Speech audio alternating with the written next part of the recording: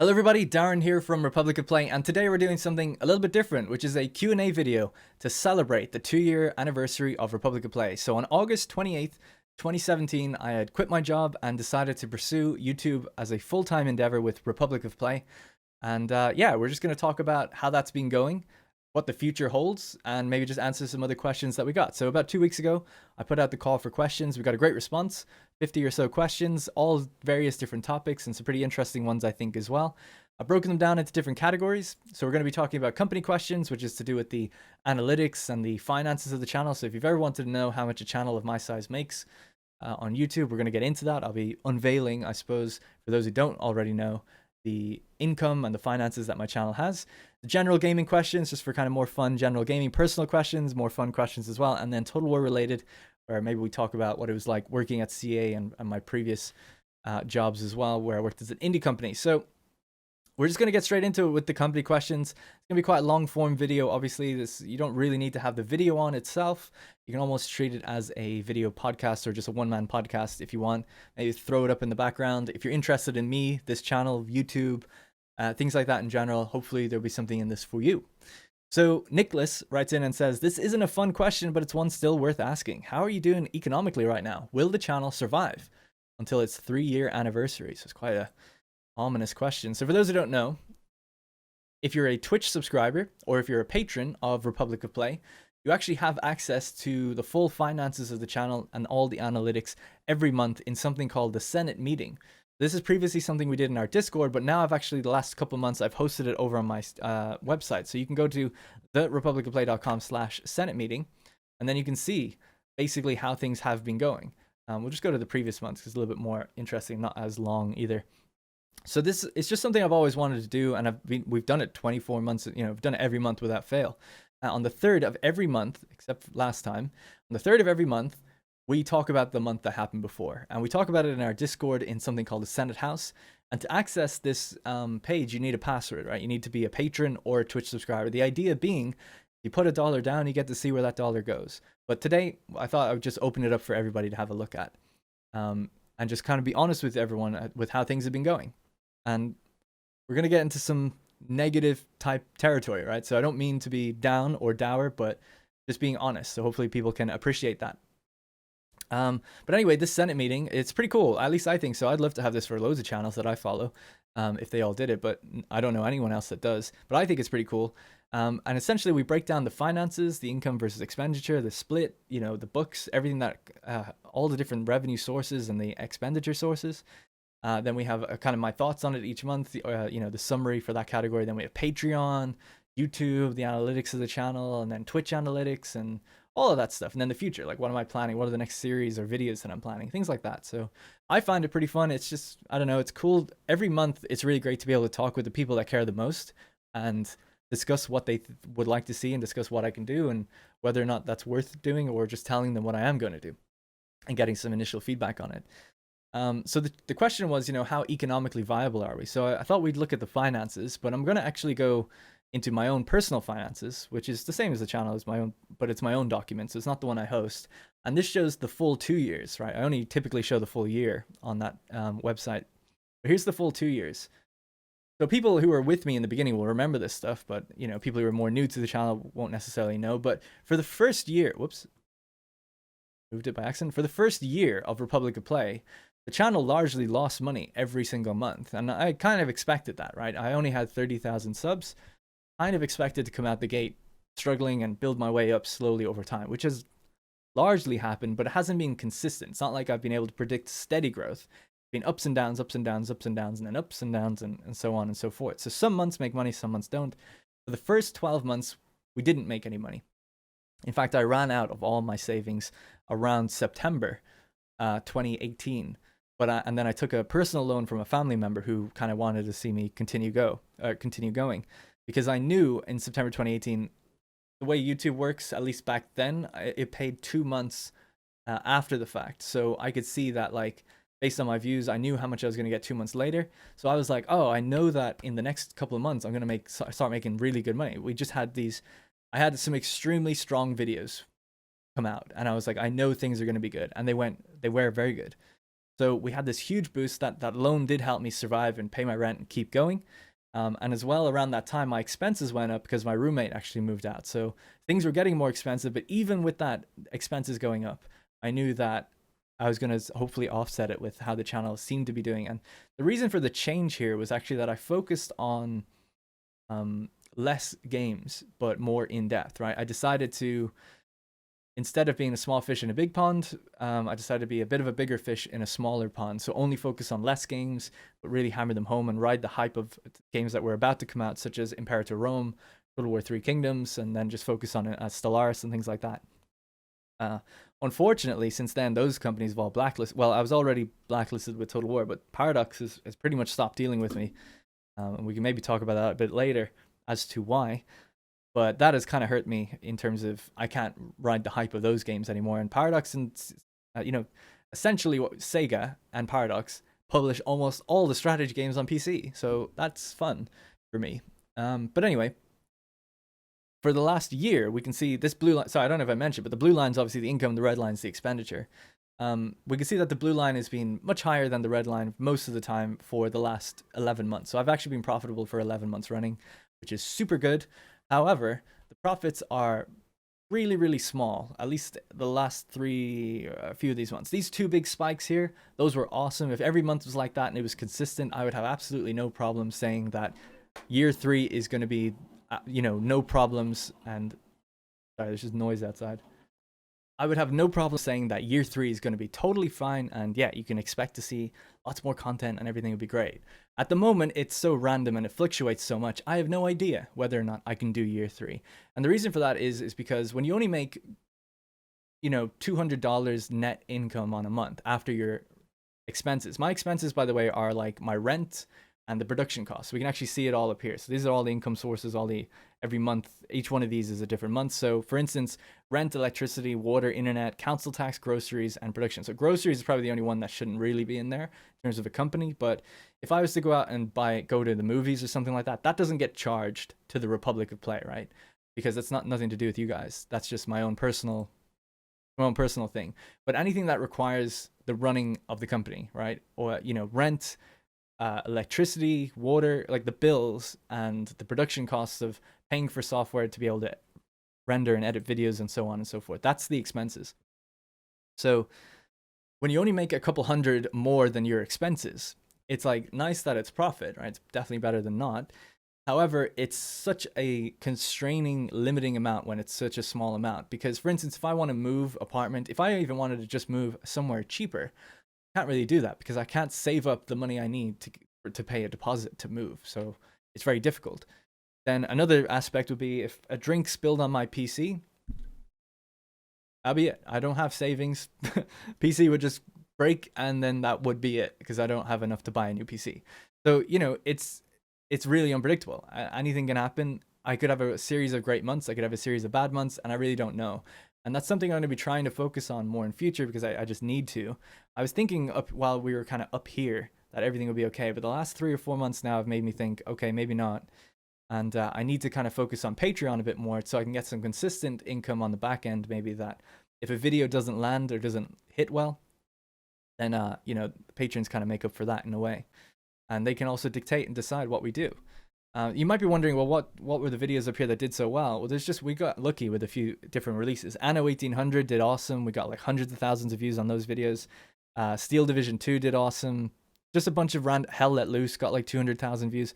These are views that are way beyond the subscriber base size of my channel. And they're also views that like people looked at that Hell Let Loose video, but they didn't really subscribe and stick around because I don't really do FPS content or other videos like that. It's just the one that came up in the algorithm for them when they searched it. So it's like inconsistent success, right? It was just like, oh, we made a good video. It did well. That's great. But we don't have one of those every month or every 2 months or whatever. So it's hard to kind of predict. So the question, I know I'm spending a long time on this, is just because I wanted to kind of get into the analytics and the finances just to kind of be honest and upfront about it. Question was, are we economically viable for year 3? I have no idea because I have no idea what this little blue line is going to do over the next few months. And every month I'm trying to come up with ways to make that more consistent and easier to predict. As I said, now that we're blacklisted from probably 2/3 of the strategy games that come out every year, It means that it's very difficult to, it means that I'm late to the party on all those videos. You know, if you get sent a game, if you get sent a strategy game, it's not like I can put out a review the next day, right? It takes me 3 or 4 days working on it, and then I can put out the video. If that's after launch, not many people look up reviews 3 or 4 days after the release of a game. So it's a very, very big uphill battle with that stuff. And I'm trying to figure out ways to compensate, survive in that kind of environment.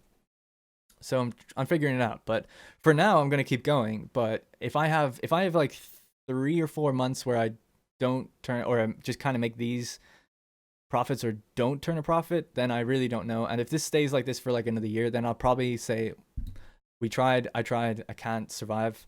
Because as well, like I said, if I wanted to move apartment, if I wanted to get a car, learn to drive, do anything with my life, I really can't. And I work, I don't know, probably like 10 hours a day, 7 days a week. I don't do anything else. I don't really have a social life beyond this. I'm just laser focused in on my job all the time, trying to make it better.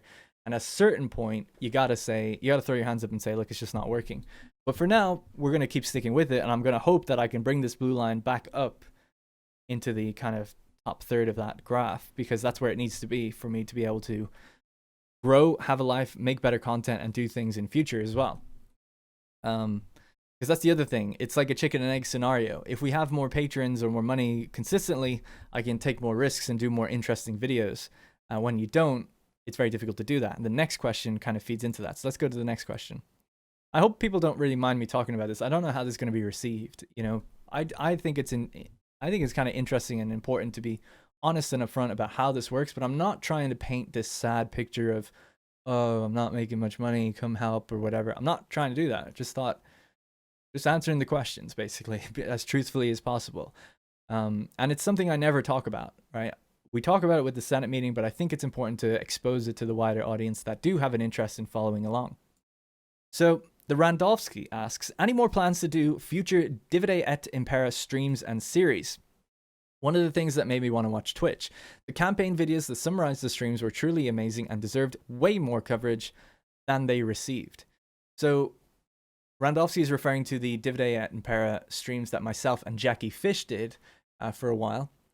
Those are a lot of fun to do. We made a couple of videos based on, there's some here, Divide et Impera, the first 10 years. I made 3 recaps of these videos, and they were super well received in terms of the likes and dislikes. And the views of this one eventually picked up a lot. In the first month, it only had about 20,000, but it picked up quite a lot after that. And we made these, I made these like cinematic narratives and recaps of the multiplayer campaign that myself and Jackie Fish did. So on Twitch, we had about 100 viewers roughly watching this series. And then I made recaps where I don't know, I drew out this map, took like 20 hours in Photoshop, drew out this map, kind of edited it with as much editing skill as I have, and, you know, retold the story of what happened in our campaigns. And then I used the replays to kind of show cinematic battle footage of, you know, the different things that were happening at the time. So people really liked that, and I loved doing it. But unfortunately, if we were just to check the analytics of this video, unfortunately, for 4 or 5 days work, and that's what those videos took, for 4 or 5 days work, they really did not make that much. So if we go to since uploaded, it was uploaded on November 20th. So in its lifetime, it's made $128.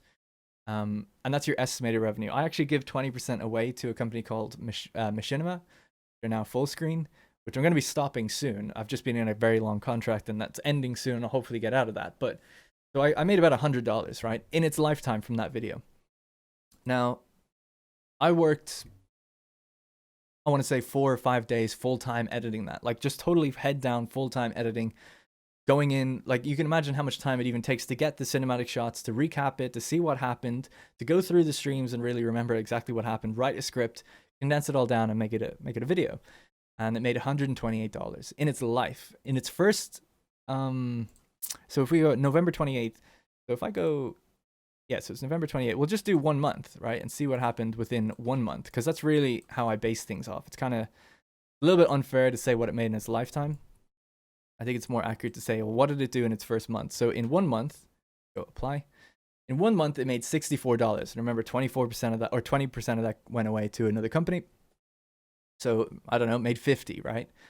$50 to work 4 days full time on a video is, I hate to break it to people, is just not sustainable. And I said it in the video.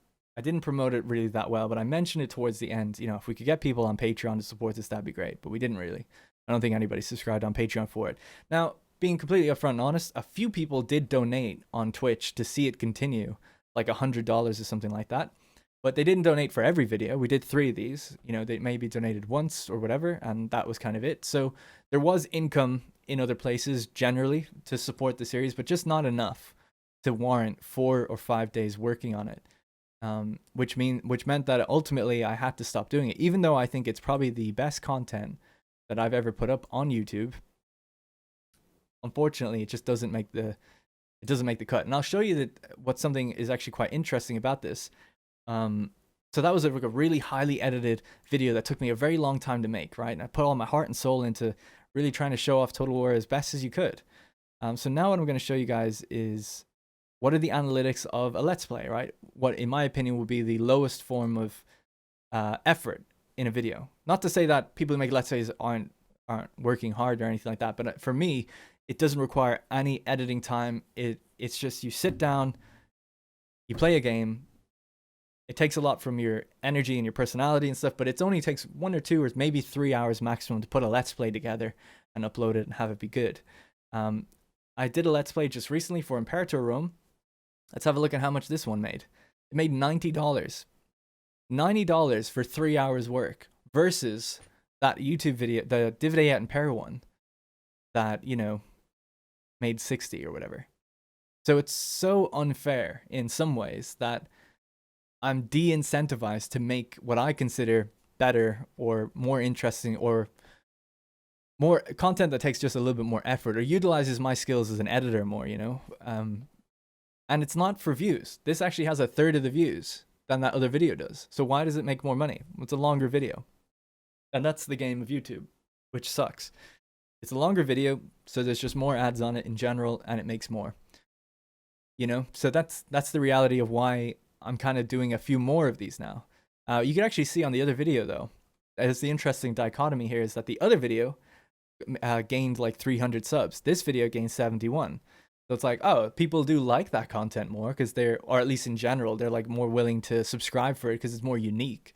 Whereas a Let's Play is maybe less unique and they're less inclined to subscribe for it here. So it's kind of interesting, and that's why I think now on the channel I'm going to go for a balance of both, right? I'm going to do 1 Let's Play a month, and that Let's Play you can actually vote on if you are a patron. I'm going to be pushing Patreon all the time. I don't care if people are sick of hearing about it or whatever. I need to. And one of the things is, if you're a general patron at all, you can vote on the Let's Plays. You can vote on some streams as well. So what Let's Play we're going to do each month, the next one we're going to do for October will be voted on. So if you want to become a patron, that vote is going to be open for a while. People can vote to decide. And yeah, we're going to have a mix of both. So while a Patreon or a Let's Play I can kind of do in bulk a little bit, I want to still be able to react to comments. So I don't want to just bank like 10 episodes, but I'll bank maybe like 2 or 3. Then react to like what people are asking me to do, and then do 2 or 3 more. And in between those, we're gonna have you know, the more normal scripted videos where I take something, do a review of it, and so on. So that's kind of the reason for that stuff. Another example of this is the Stellaris Kronos galaxy. A lot of people that tell me that they really enjoyed this one as well. Another narrative kind of video focused in on. For people who hadn't watched this or don't know about it, the Stellaris Kronos game was essentially this complete overhaul of Stellaris, where I made this narrative where I wrote all the races, all the custom races, 12 unique races, and then I paid a modder to kind of mod in some of the mechanics that I wanted for some of these unique races to work with. But unfortunately, same situation with this one. It really didn't really make much money, right? It made $60. I think then the views were pretty low on Twitch, and it just didn't really do that well. We actually then released it as a mod on Steam. Starkitech is the guy that did it. By the way, look at the subs. You know, people were like, "This is awesome, I'm subscribing," but I can't do it anymore because I can't fucking afford it. It's so frustrating because the amount of work that went into this one dwarfs the DEI stuff. This took like 2 weeks to put this together. and the channel really suffered for it because I didn't upload anything for 2 weeks. So there's no way. There's like no way. I'm really jealous of a channel like the Templin Institute who do stuff that's pretty similar, and they have like a massive Patreon. So I'm always really jealous of stuff like that. I wish if maybe I started Republic of Play from scratch again, I would just do these like narratives and really try to burn through those initial savings by building some momentum with that. But I can't afford to do it now. I don't have the savings to take the hit constantly on these videos and then say, hey, let's do the narratives. So yeah, I don't know. It's just I think it's interesting anyway how that all kind of works out. This ended up I think in total earning about $200, but it took 2 weeks to make, so it was a huge failure in terms of earning revenue, which is a shame, I guess. I was hoping Paradox would promote it, but because they don't like me anymore, they didn't, which is a shame because I really show off their game. I think as good as it can be shown. All right, so those are the first two questions. So those are probably the two biggest downers out of the way, but hopefully it gives some insight into deciding why I do certain content, and what's going on with the channel. Essentially, what I'm now going to be focusing on with the channel, if people want to know, is strategy and PC gaming, reviews, previews, news, and gameplay. That's it. So the gameplay will be Let's Plays. The news I haven't uploaded yet, but I'll be doing that on Twitch, kind of this like live news show. I actually have the screen will be basically kind of like this, and the articles and stuff will be over there, and I'll have stuff below me as well. I'll be talking about it, and then we used to do that actually, and it was received pretty well. But that's just a news show each week on Twitch, and maybe if it fits, we'll put it on YouTube if people like it. Reviews and previews, that's pretty much as standard as we have been doing before. So let's head back to main channel just really quickly.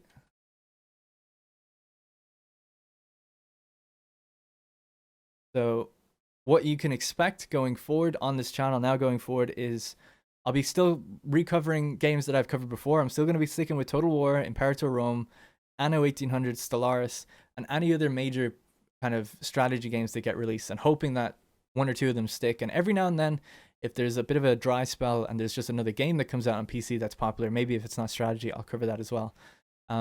But I think the highly scripted, highly edited reviews, I can't do too many of them anymore. If I get the game early, I can.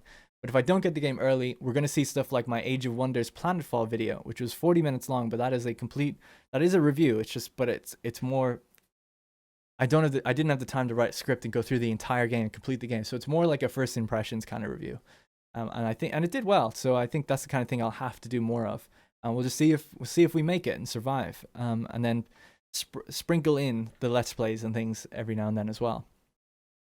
And if we ever get to the stage, like I said, where the Patreon does grow to a certain size, and I might put in a goal milestone, but the goal would have to be quite high, so I can't do it right now. But we'll put in a goal milestone, say like, okay, we're going to invest in like one of these new narrative games, and maybe, I mean, this is pie in the sky kind of thing. If we ever had like another person come on to help me in Republic of Play, that would be unbelievable, and we could do so much more, which would be really exciting. So I hope one day we could ever do that. I hope anyway. All right, so let's get to the next questions. We're only 3 questions in, but we'll speed up. Has the channel growth, this comes from KMC, has the channel growth made you more determined to continue, or are you having second thoughts due to the financial situation fluctuating as it does? I'm not really having second thoughts. I'm just going to keep plowing ahead. Yeah, I guess the channel growth definitely, I'll tell you what makes me determined to continue. It's this. 100% likes, dislikes, 100%, 99, 100%, 98. The response and the comments I get on videos they almost like make me tear up at times. They are so positive. It hurts that they're so positive because I can't make the revenue I need to sustain the channel sometimes. It's like it would be so much easier, I feel, to deal with it if people said your videos suck, or if I got a lot of dislikes, or it just didn't get that much support in general from comments and things. I look at other people's channels and I don't see people resonate with their content as much as mine for a channel of my size and for what I'm doing. Obviously, there's some really special channels out there that do some really high quality stuff, and they get fantastic comments, as they should. But when I look around at other channels similar to mine and I look at their comments, just by happenstance when I'm watching their videos, nothing compares to some of the nice things people say about my content. It is just crazy. Like, it's crazy how positive it is. I'll just see if I can find, let's see, Anno guide. This is just one that comes to mind. I get comments about this all the time because people always jump into Anno after the fact. Yeah, this is by far the best Anno guide on YouTube, no joke. I really wish every video guide was as organized, useful, and concise as the guide. Wow, good going, definitely subscribing. Yeah, it's just like, I know it's not like that crazy. I think on my Twitter I posted one not that long ago. It's just like every video I do, I just get like such good comments. It really hurts. Let me see. I recently went away to a friend. Yeah, I wonder why it didn't show up. Anyway, here it is. So it's like, this was when I put up the Let's Play, and I didn't expect the Let's Play to do well. I'm really enjoying this series. Keep making it more and more often. Very, very good video. Don't even like this. By the way, I haven't cut these. This was just like the last 4 comments on my phone at the time. Don't even like this game, but your Let's Play is pretty solid. Even if you're not a Let's Play channel, this is as good as it gets. You know, it's just like, it's soul crushing how positive it is. It's soul crushing. So I don't know. I'll do something I've never read. We'll just go to youtube.com/comments, which is where you can just view your comments in general. This might not be as positive. We'll see. It's large. Yeah, it's mostly largely now like the Let's Play stuff. So it's probably all just going to be stuff to do with the Let's Play, which has been super great as well. But yeah, people are just saying like it's so good, blah blah blah. So I don't know. You know, I get really humbling, really nice comments. I should do a video where I go through them at some point because some of them are crazy. Like I'm not really showcasing the ones I'm talking about here as well, where it's like, I don't know. I've been sitting with my girlfriend at times when we recently went away, and I was sitting with her, and I just got like a series of like 3 or 4 comments. I almost teared up because I was like, you know, this job is so stressful, and I work so hard at it. That when I'm just sitting down in a moment on my own away from my PC, and I look at my phone, and I have these people just saying like that, it's like just really enjoying the content, right? And I know it's just YouTube videos, I get it. But I showed it to her, and I was just like, this is like unbelievable, like what people say, you know? And you always hear about other YouTubers are always like, oh, comments are toxic. Like, don't read your comment. Like that's like I do YouTube for the comments at this point, because that if it wasn't for people saying like such nice things and having such a good response, there's no way I'd be still doing it with the amount of money I make. So yeah. Anyway, sorry, long-winded one. So I don't know if I answered the question, but you get the idea. Crystal Leorn said goals for year 3. Well, the year 3 goals at the moment are just to kind of condense back down again, even further, if I can. Get back to my roots. A channel I always think of when I try to think of what should I do is Total Biscuit. I really liked his channel.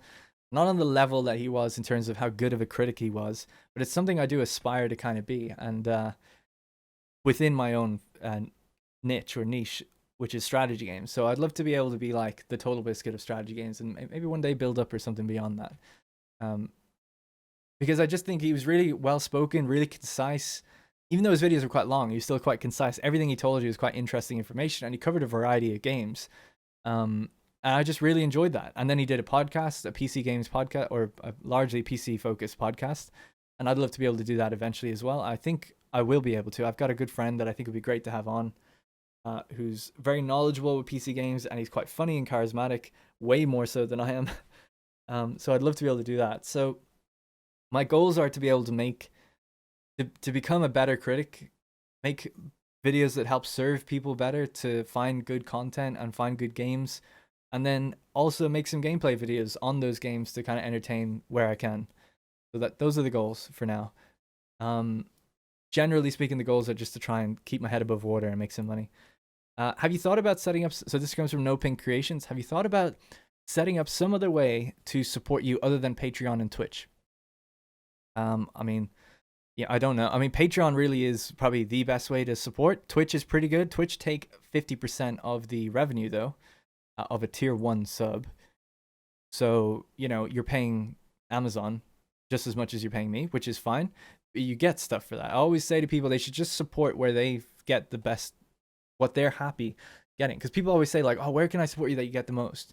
It doesn't matter. Just support where you think you can, like, you enjoy the content the most. If that's Twitch, and you want to get rid of the ads, and you want to get the emotes and stuff like that, then go to Twitch. If you want to just make sure 95% of the money is going to me, go to Patreon. If you want to make sure like 99% is going, you could just make a direct donation. Some people do that every month. 2 people make just direct donations every month, because they don't want to support Twitch or they don't want to support Patreon. They just want to go, hey, here's $10, or in some cases far more than that. So yeah, that's where I'd say go to the tip jar on Twitch. Twitch don't get any money from that. That's just, it's a PayPal link basically. Actually, 1% goes to Streamlabs, so I guess they take it because it'll show up on stream.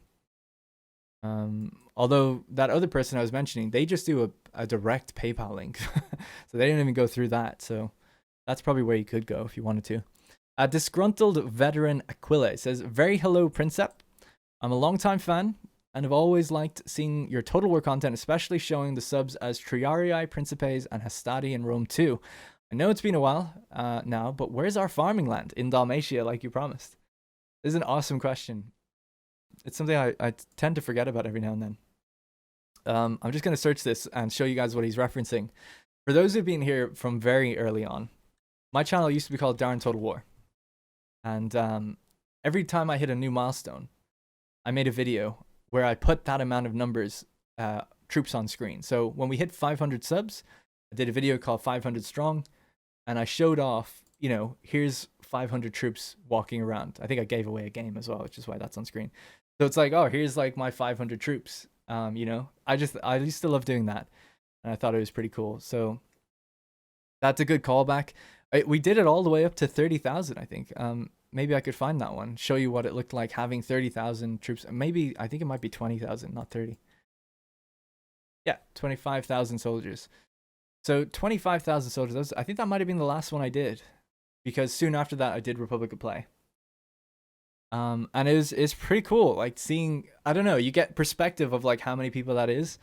And obviously it's a Total War focused channel, so it made sense to do that kind of thing back then as well. With that amount of troops, I couldn't really go into battle. I could just really walk around. Look at that. It's so cool. Like that's like 25,000. Anyway, I don't know. That's what he's referring to. So, you know, where's our land in Dalmatia like I promised? Don't worry, it's coming. Coming.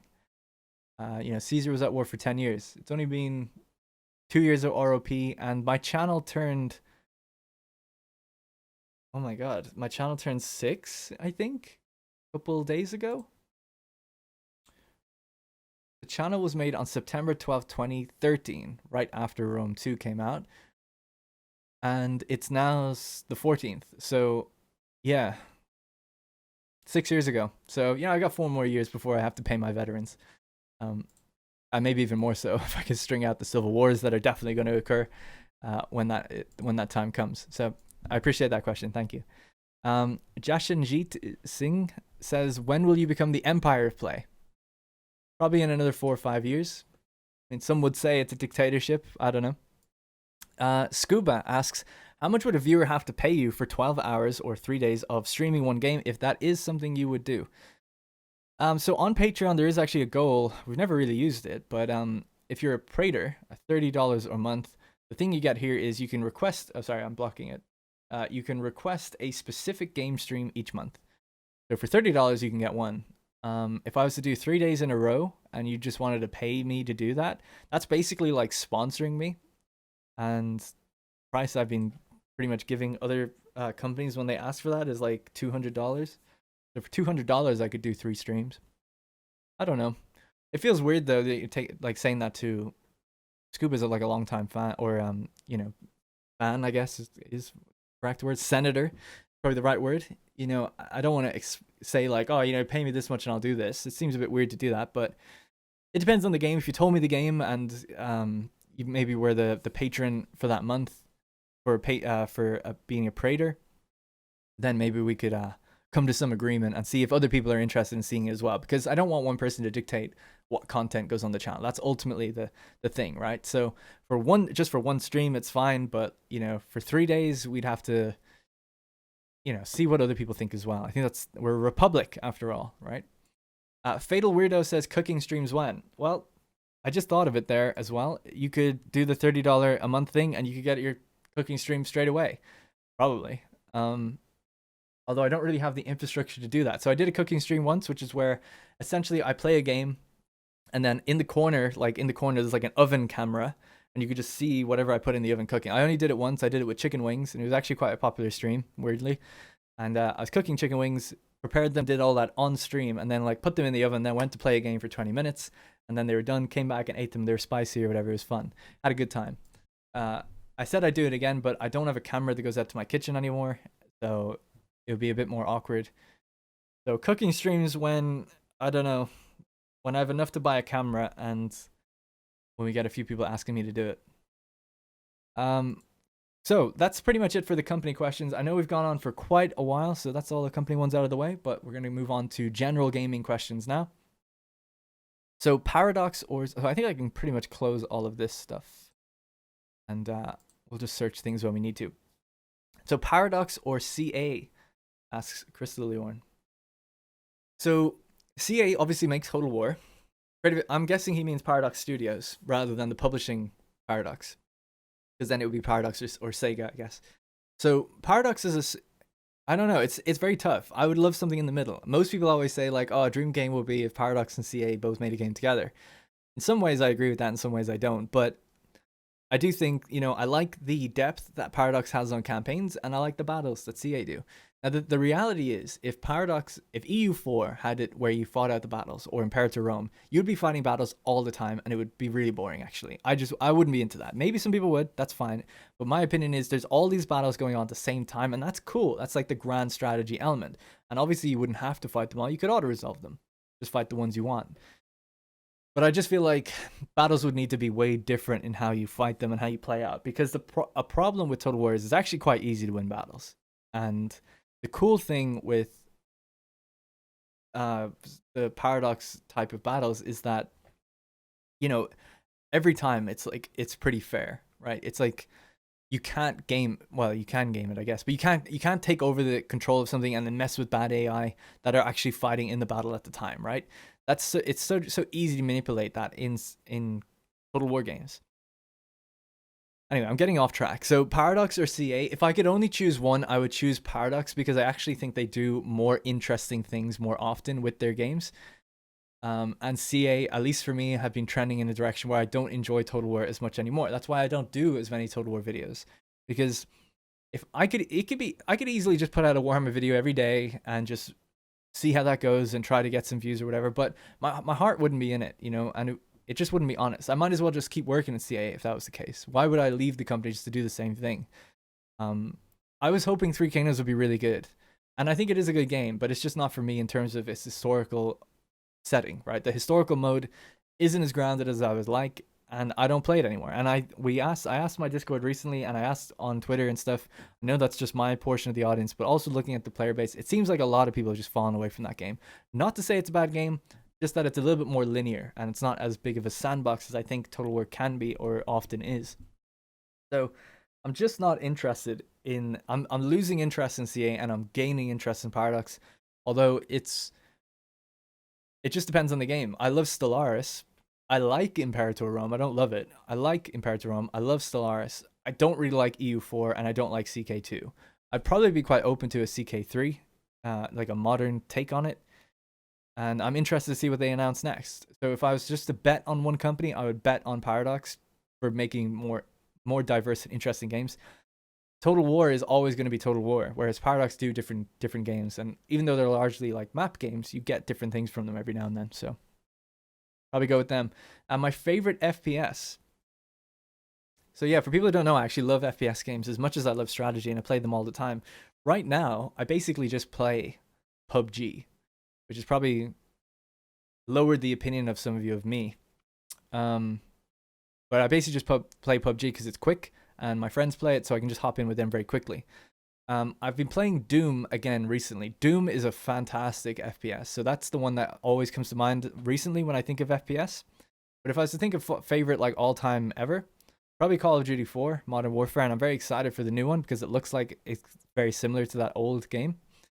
I loved Killzone. I loved Resistance. Those games had awesome stories, and they weren't like that amazing in terms of the shooting mechanics, but they're pretty fun stories.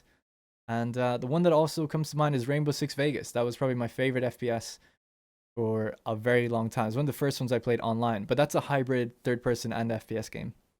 You go into cover and you're in third person, you go out of cover and you're in first person.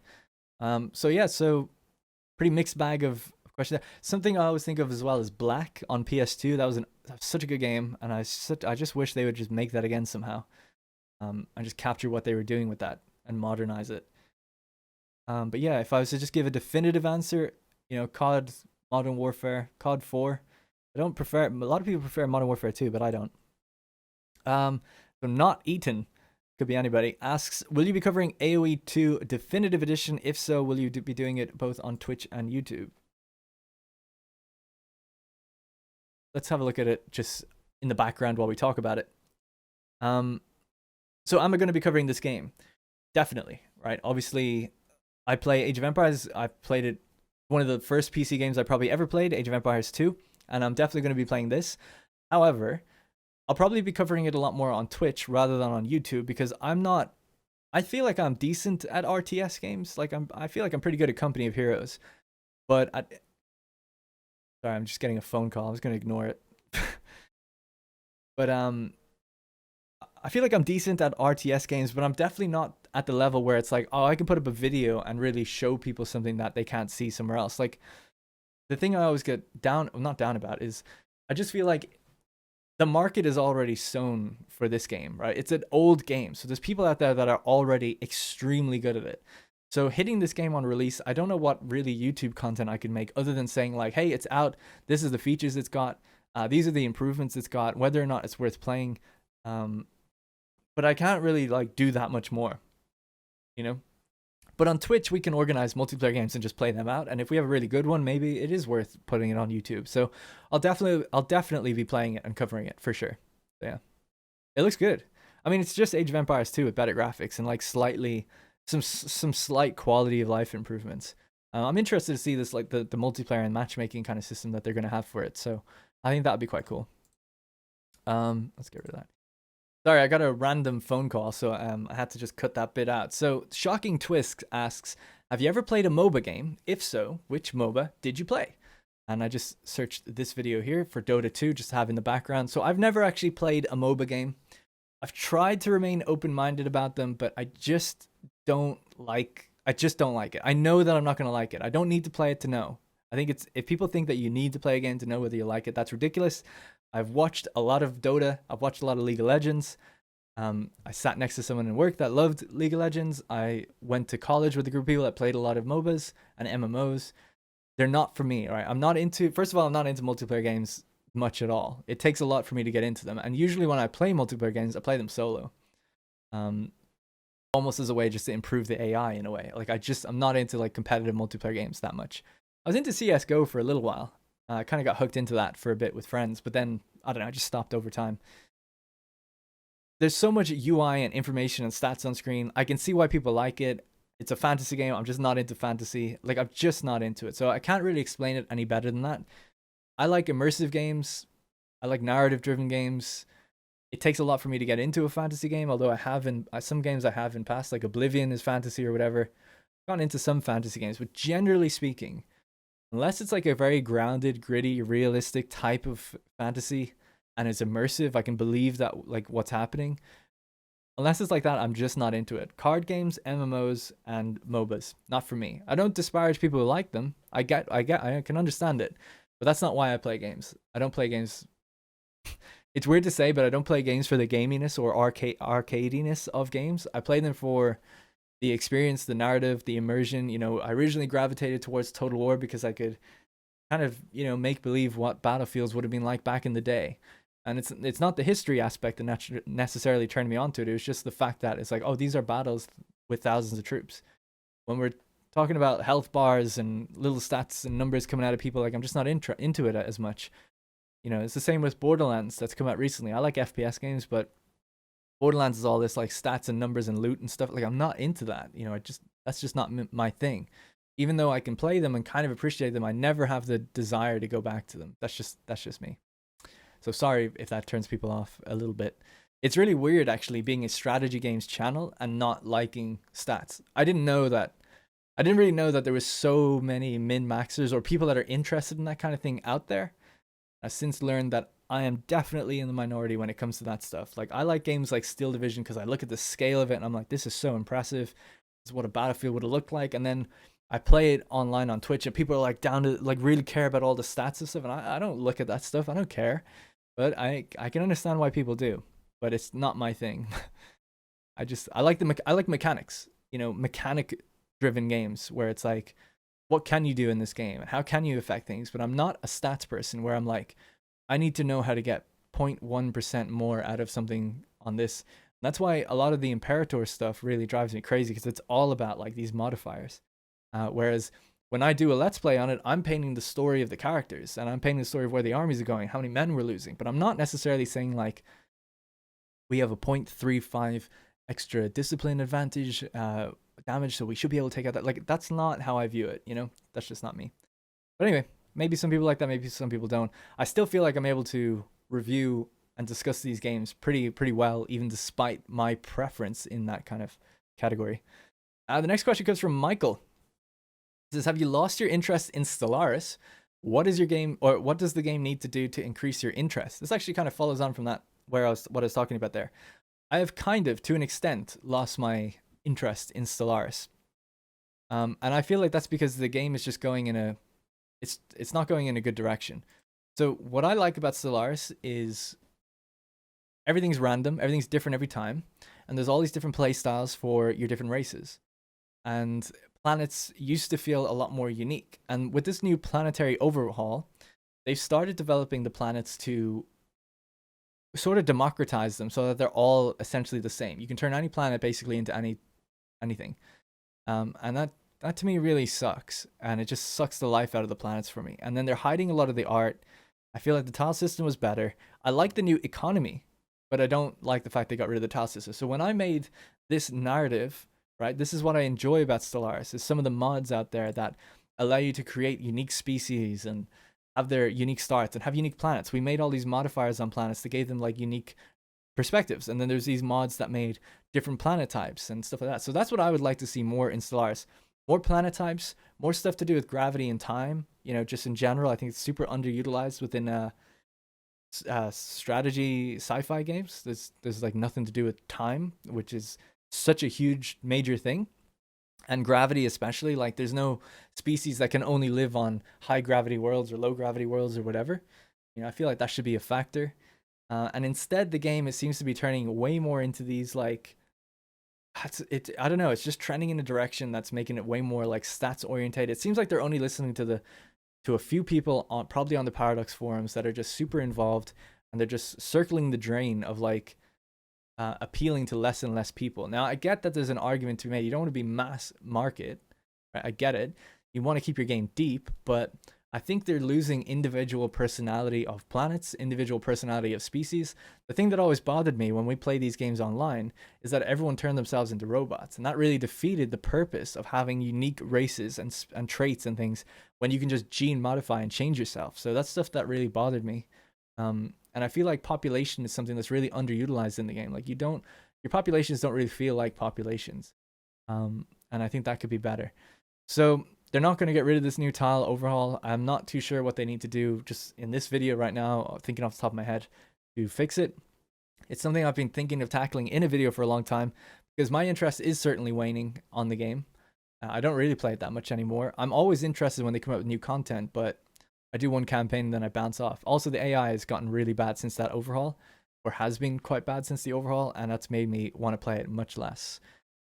So I'm not done with Stellaris. I will be coming back to it. We're playing a multiplayer campaign this month, actually. So for people who are watching at the time of in the month of recording, if I go to therepublicofplay.com/schedule, schedule of the streams are here. We have 3 Stellaris streams coming up, and that's going to be multiplayer, and the sign-ups will go live for that at some point later on in the week. So yeah, we still play it. I'd just love to do more stuff like this. I think this makes the game way better.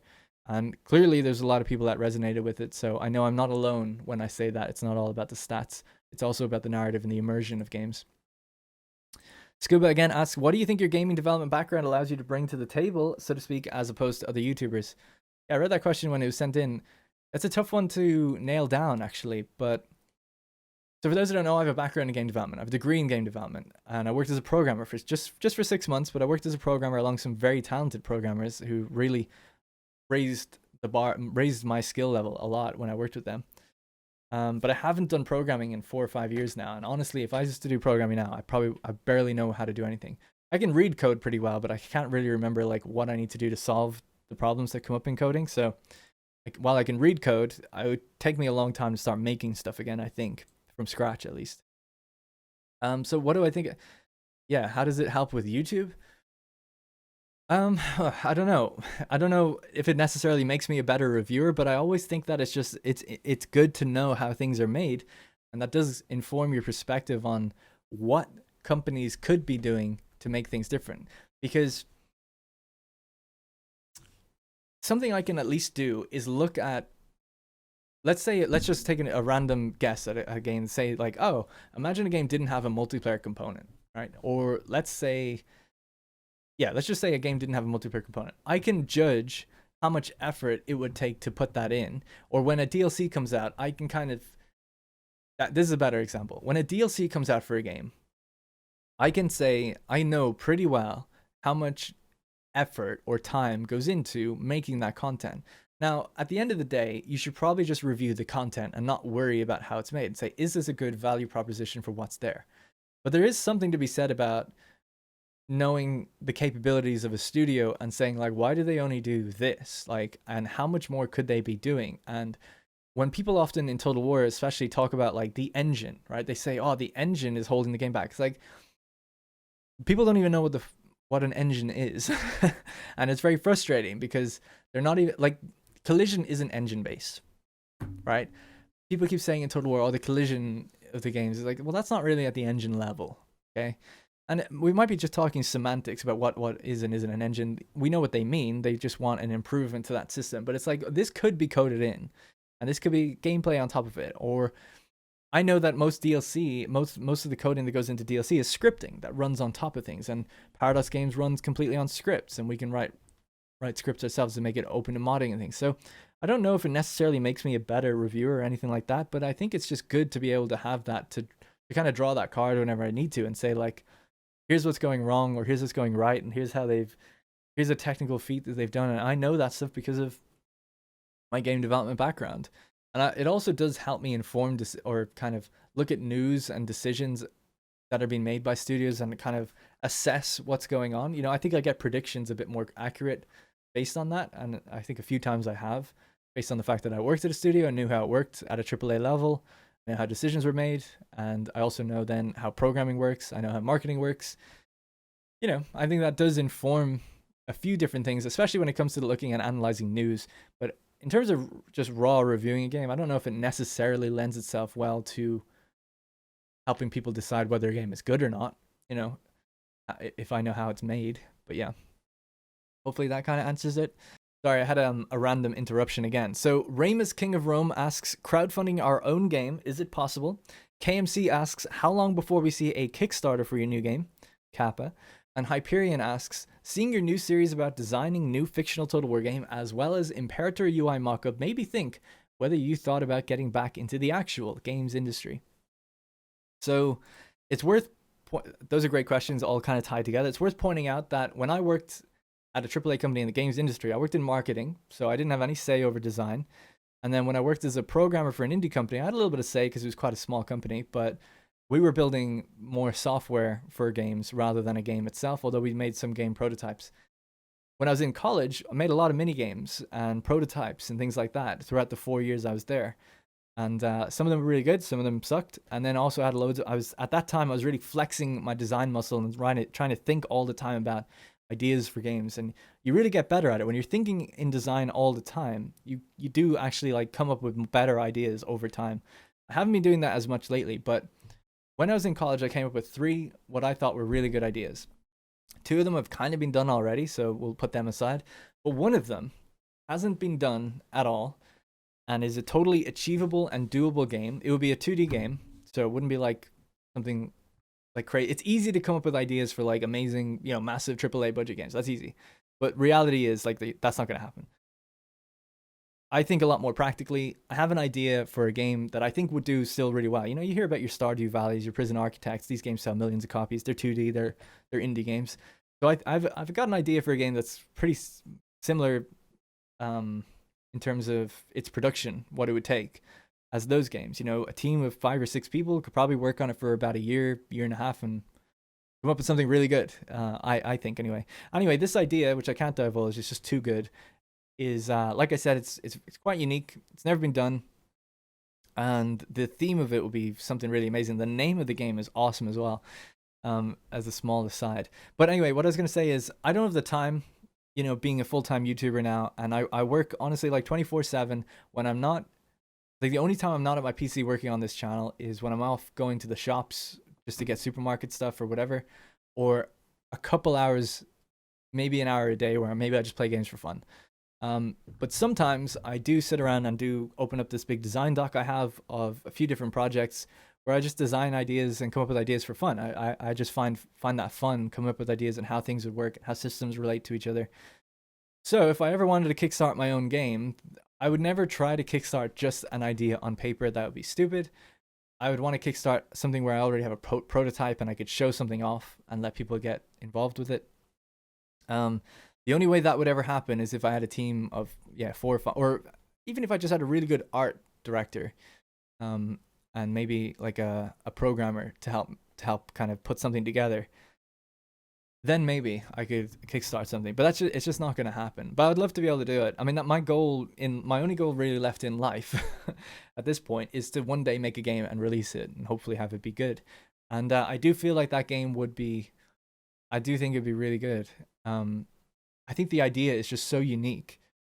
I don't even know if the game would be that good in a way. I just think the idea is so unique, it's worth exploring.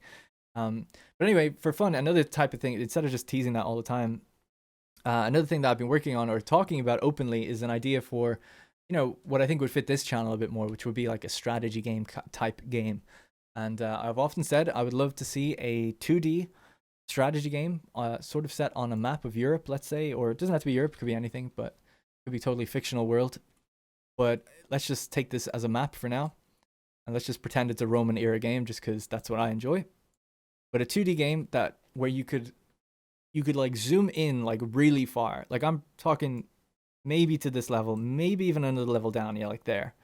Right? So you have this huge fucking map of Europe, right? And being a 2D game, you could totally do this. It's just this, you'd load it the same way this loads, essentially. And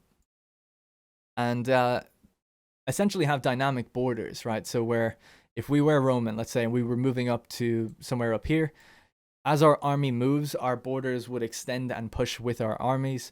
I'd love to do stuff with, you know, and this is all real time, by the way. Paradox games aren't real time. They're tick based. So I'm talking fully real time. Now, the reason you would ever zoom in that much, right? You might be like, why would you ever do that? You zoom in and you could see then your armies moving in those kind of like, you ever see those videos on YouTube where it's like block tactics? You know, you can see like the armies moving in blocks against each other. So you're not fighting real time. Like if I had an unlimited budget, yes, you'd make basically Total War where you could fight out the battles yourself. But being realistic, if I was just to make a little like a strategy game, that isn't like the really good idea that I feel like I have. This would be a real-time, fully real-time strategy game on a massive, expansive map, which would be quite grounded and fairly, I like to think, realistic, where you have these major pitched battles. You're also dealing with much larger economic and population-based systems. And I would love to see that, you know. I just think supply to that army, how the borders shift around and move kind of more dynamically, trade being like an actual dynamic thing that happens. And honestly, I don't know how people would feel about this, but not having that many visible stats, making it more of an immersive game where you know who's in your army, right? You say like, we've got veterans. You can like click your, let's say you had the unit cards down here or something. Like you click your veteran band of like 180 men or whatever. That opens up into a thing, and it would give you a detailed view of like who they are. But it wouldn't be stats. It would be like, they've been serving with the army for 3 years. They fought this many battles. They are this level of experience, which we could kind of like gamify and show you a bit. They're equipped with this, this, and this is like how they should perform. And then your commanders maybe are, you know, improve that or utilize that well. And when the armies come together, you're not in a real time game of moving around the blocks. You would set your tactics and say like, based on this how good your commander would be, you could maybe do different kind of formations and things, and you watch them come together. So it'd be kind of like compared to a Rome, I guess, in some ways, where two armies meet in the field, and you get this new panel, but you'd actually be able to see almost like a radar view of how they kind of engage. And then that would all be happening in real time while that battle's going on or whatever. Then you move your camera, you want to do something else, you're waiting for the reinforcements to get there, you can see them coming in, you know, stuff like that. I think that'd be really cool. So if I was to do like a game that I think Republic of Play would enjoy, that would be what I would do. The other game I have in mind, I don't know if Republic of Play necessarily it's not really a strategy game. It kind of is. Like giving too much away. It kind of is, but it's not really. It's not about war anyway. This other game that I have in mind. So I don't know if they'd enjoy it as much. But yeah, so that's always something that I would love to be able to do, like a kind of a really nice big map. And I know people would be like, "Oh, 2D," but I honestly just don't understand why you'd ever make a map game 3D. I know I might be on my own in that thinking, but I just don't get it. Some maps that I really love are a game like Battle Brothers. I think is a really cool map. You know, like imagine a map that kind of looked like that, but on a much bigger scale, like way bigger scale. I think that'd be so cool. Maybe that's just me. Oh, they've actually gone mixed recently. That's a shame. But anyway, so yeah, that's kind of what I'd like to see. And then another factor of this, just one last thing about it, would be that you'd have a province. Let's just say, like, you know, this area here is like a province.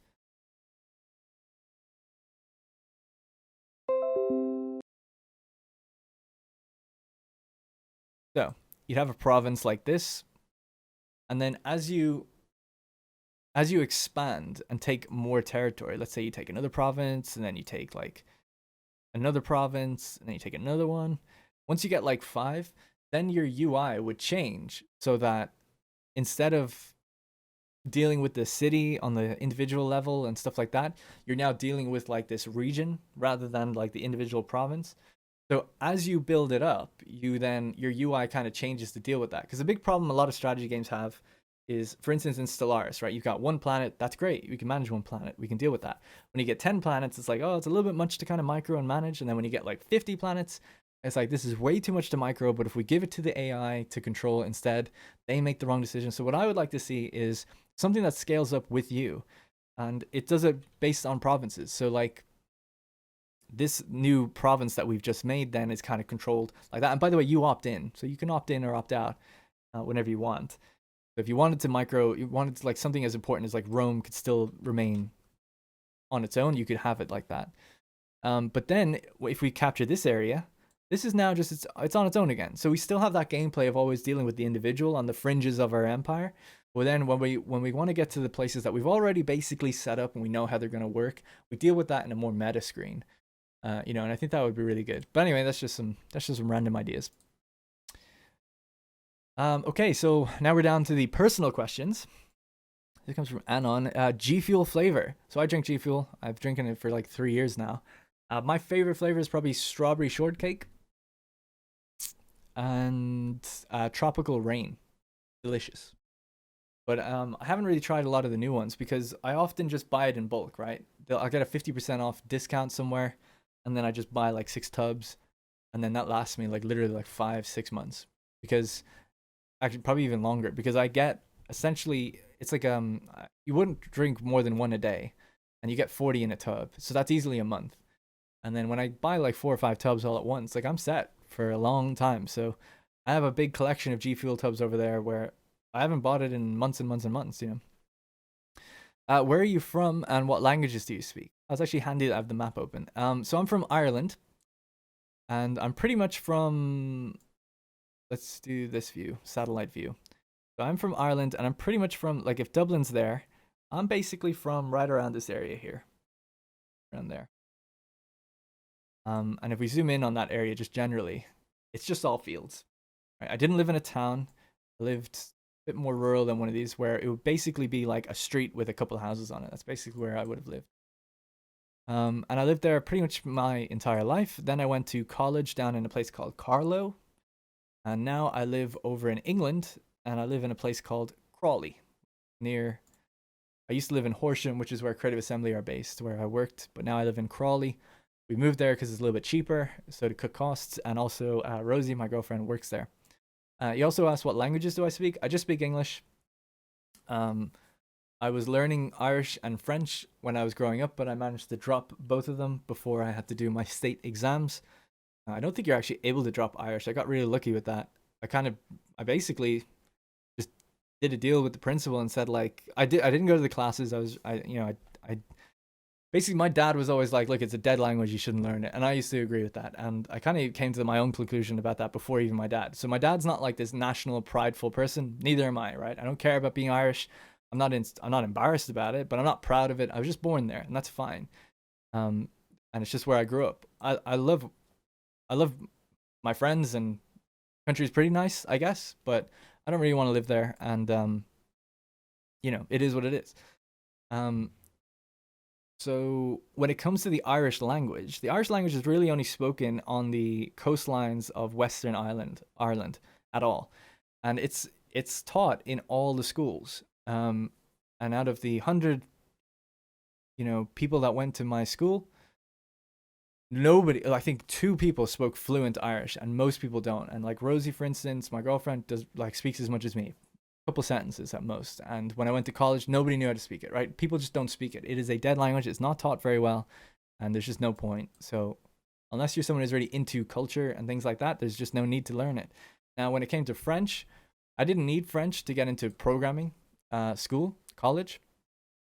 So I just dropped it as a subject. And I managed to drop Irish just because I told the principal, like, I don't go to these classes. I can use this time instead to do a different class if you'll let me. And he basically said, okay. And then I don't know what they did, but they probably said like, oh, I've got like some learning challenge or something. I don't know, because you have to do it. Like, I don't know anyone else that was able to get out of it. And it's typically like people like dyslexia or something like that maybe might get out of it. But yeah, somehow I didn't have to sit that exam, so I got really lucky with that. Um, so English, I only learned English because it's the only one I feel like I need. Um, I feel like I came across as an asshole in that question. Sorry, I don't know. I'm just not like a person who cares about like culture or nationalities that much. Like, I just don't ever think about it. I just kind of see all people as people. Mercera, why are you the best? Thank you. Crystal Leon, how goes the gym? Answers itself. No, I don't know. I haven't gone in a while. Yeah, that was so bad. I might even just cut that out. It was embarrassing. How goes the gym? I had a personal trainer for a little while because I was kind of thinking like maybe if I got a personal trainer, even though I'm broke AF, that it would get my mind into a better place and I'd be actually more productive in the end. Didn't really work. So I don't use the personal trainer anymore, although I did see improvements at the gym and I still go to the gym. I haven't gone since I was away a couple of weeks ago, so I need to get better at it. But when I'm worried about how my channel is going to do and stuff, I need to just kind of focus on that. So I don't have time for the gains. And I honestly, I don't have the money for the diet. The thing about my personal trainer was like he was like, you need to be eating steak and all this other stuff. I can't afford that. So I couldn't really do it in terms of the diet requirements, because he was like steak and fish. It's like, well, I can't, man. I just can't. So I just eat curries all the time, like rice and curries, because they're cheap. Ash Monkey says, would you say you're happier now than you were at CA? That's a tough one. The highs are definitely higher, but the lows are definitely lower. I think overall at CA I was relatively just happy for my first year, and then my second year and second and a half year, the last 6 months, I was really unhappy. Like really unhappy. I had a lot of great moments. Not trying to paint it out to be a bad place or anything like that. It's not a bad place. It's a really nice place to work, and I had a lot of good colleagues there and everything. I was happiest when I went to like E3, and then I went to different events, because events are like the best thing ever, because you just meet people who are super passionate about Total War, right? Or whatever the game might be. And they just want to talk to someone who works there and say like how great it is. It's like such a nice experience. And then I remember when I was leaving, you give a leaving speech sort of when you leave, people gather around your desk. Or often I was super humbled by how many people actually, I didn't think anybody, anyway, it doesn't matter. A lot of people were around my desk, and I was super humbled by that. And I remember just telling them, or one of the things I said was like, you go to events, a lot of the programmers and artists don't go to events. It's the marketing teams that do. And I was like, people out there are really passionate about your game, and you really like, you like, you make a lot of people's day better, whether you see it or not in your cubicle at your office or whatever it might be. you make people really happy. So that was always something that I loved doing, and that was when I was at my happiest at CA, when I would go to different events and get out of the office and meet with people, meet with YouTubers or modders or players. They always like elevated my spirits and refreshed me and made me want to go back and work harder and stuff. But just generally the business itself, office politics, things like that, ultimately were making me very unhappy. And I never wanted to work in marketing. I just fell into it, right? So marketing's not my thing. So I'm happy that I left, but this channel is so stressful and difficult that when things go well, like it did on a couple of the months I showed at the beginning, it is the best feeling ever. And when things go bad, it is like soul crushing. So Michael says, which has been the hardest moment and the most satisfying in the 2 years? Well, the most satisfying I've kind of already covered, and that is, honestly, it's just reading people's comments. When a video does well and it goes on to get like 100,000 views, I hate to reduce it just to views, but that really does feel good. Like you feel like you're doing something right. It's this really great reward system where, excuse me, I'm burping. I'm not getting emotional. I'm burping for some reason. It's this really great reward system where you just see like a video is paying off. People say they like it. The comments are all positive. And it's like, wow, this is amazing. I've never done a video really. Not that I can remember it, where comments were ever negative or mean to me or anything like that. I might get the odd mean comment, but I respond to those really well. It doesn't really bother me, which is, I'm lucky in that regard. But I don't respond well when I work hard on a video. I put a week's work into it and it does really badly. And probably the lowest point that I can remember is I made a video on Satisfactory recently, and this was coming off of videos that were doing really well. It's not even coming up in search, which makes me think like there's just something broken with that video. That's really interesting that it didn't show up when I typed in Satisfactory RepublicOfPlay. That's really weird. Anyway, I might look into that myself. Anyway, I did a video for Satisfactory. Maybe I can find it somewhere here. There it is. And I said it was excellent. It only got 7,000 views. Now, 7,000 isn't actually that bad, but it only got like 3,000 in its first week. And I was just like, it took me a week. Because I spent like 3 days full time just playing that game and trying to get to the point where I could show off the new content. Turns out the new content is way further into the game than that. So I didn't even get to it. And I was like, look, I've spent too much time in this. I'm just going to have to cut it and make a video where I am now. So I did. And then I was coming off of videos at the time. See the ones before it. The Field of Glories, 25,000. Steel Division, 48,000. Hell Let Loose, 250,000. Imperator Rome, 30,000. Stellaris, 10. Three Kingdoms, 41. Stellaris, 36. So basically pretty high. 80,000. On the ones that weren't these multiplayer parts, 184,000. So most of my main 180,000, most of these videos, sorry, I'm actually blocking some of these, my bad. You get the point. A lot of these videos were in the minimum, were like 30 to 40,000, right? And I thought at this point I had built up that audience that was always going to be, I thought like, I can't do a video that doesn't get 20,000 views. That's what I had in my head. I just thought, oh yeah, people, at least 20,000 people are now engaged to watch whatever I put up if I think it's good. And I said Satisfactory is excellent. I thought it was worth showing off. And it bombed. It bombed so hard. And it shook me. Like, it shook me that I could put time into something like that and it would do that badly after everything else was doing so well. I had an FPS game in there. I had a strategy game in there. I had a World War II game in there. And then this one just comes out and bombs. And I was like, wow.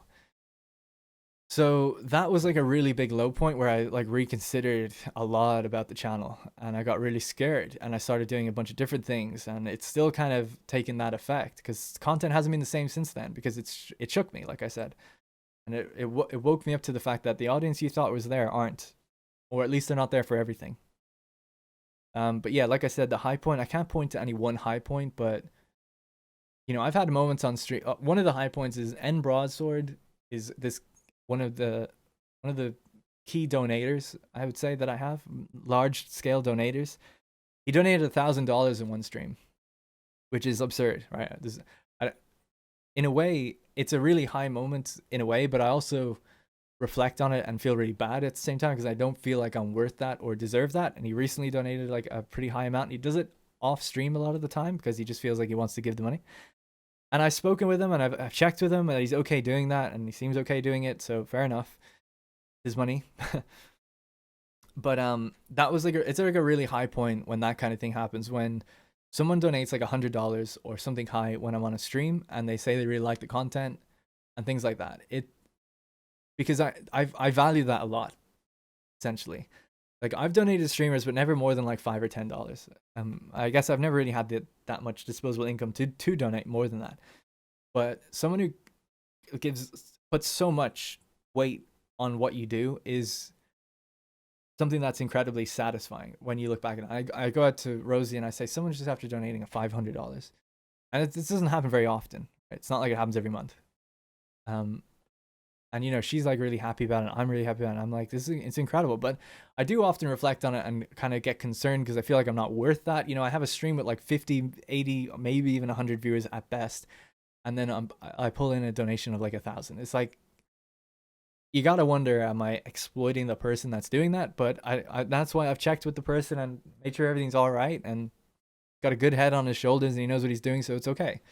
But yeah, I still struggle with that a little bit. But it's really satisfying when things go well, when you make money or your views are high and people are happy with the content. It's the best. It's more satisfying than any job I've ever done. Rosie asks, Bae, do you want tea? She often brings me tea during my streams. No, I'm good. Thank you, babe. Crystal Leon says, you like history, so surely you would love Sabaton's historic-based music. If not, what kind of music do you like? I'm going to try to answer these ones quickly. I do like history generally. I like World War II. I like Roman history. I like ancient Greek history. I just love all history. And I don't even really consider myself someone who says like, oh, I'm really actively interested in history. I'm really actively interested in games, and I like immersive games. So often, immersive games are usually based in history, and that's kind of how that happened. So I'm not someone who just loves history for the sake of it, although I really did gravitate towards military history when I was in school. I loved, like I said, World War II, learning about that. But when it got to the political history, I hated it. Like, I don't enjoy Irish history. To me, it's really boring. I don't know anything about medieval history or the 17th, 18th, 19th century history. I just don't know much about it other than World War II. 19th century. I don't know anything about that. I don't know about American Civil Wars or independence or anything like that. I'm really, really laser focused on a few periods, and that's it, you know. And when I do read about other parts of history, I'm like kind of interested, but I just don't really go back to it. I don't really know why. So yeah. But yeah, so he asked, do I like Sabaton's historic based music? Sabaton are like metal. I'm not into metal. Sorry. But I do find it really weird that some people will be like, oh, I like history, therefore I like history-based music. I find that really weird. Like, I have a huge interest personally in science, right? I love biology and I love astronomy. Those two things are just amazing to me. And I read about them and watch videos about them all the time, both those topics. And I can never get enough of it, because learning how things work at a small scale in biology, like on a molecular level or a cellular level, is so fascinating to me. Learning about evolutionary biology and natural history, I think, is so interesting as well. And then learning about science, space, the cosmos, how things work at scale is just unbelievably interesting as well. So those are two things, like how things work in reality, I find fascinating. So those are things that I'd really gravitate to, but I would never say that I like music that deal with those subjects. I think that's a strange concept to me. I like music for the sound of the music or the themes that the music maybe might deal with, maybe. But generally speaking, I've never thought, oh, I like World War II. I'm going to listen to some World War II metal. That's just me. I don't begrudge anyone who does. Anyone can like anything. But yeah, what kind of music do I like? Since becoming a programmer, I used to listen to like Arctic Monkeys, The Killers, Oasis. So I guess there's kind of like, I don't know if you call that rock. I don't really know what you call it. I liked indie music. I liked MGMT back in the day. Different music like that. Sia. I like her music. But these days, I don't really listen to music with lyrics, because once I became a programmer in college, I couldn't focus on programming while also listening to lyrics. Very distracting, at least for me. So I ended up focusing on soundtracks a lot more. And I got exposed to like Hans Zimmer, I guess. Hans Zimmer would be like my favorite soundtrack composer, kind of composer guy. I love his music. I listen to Interstellar soundtrack all the time. I listen to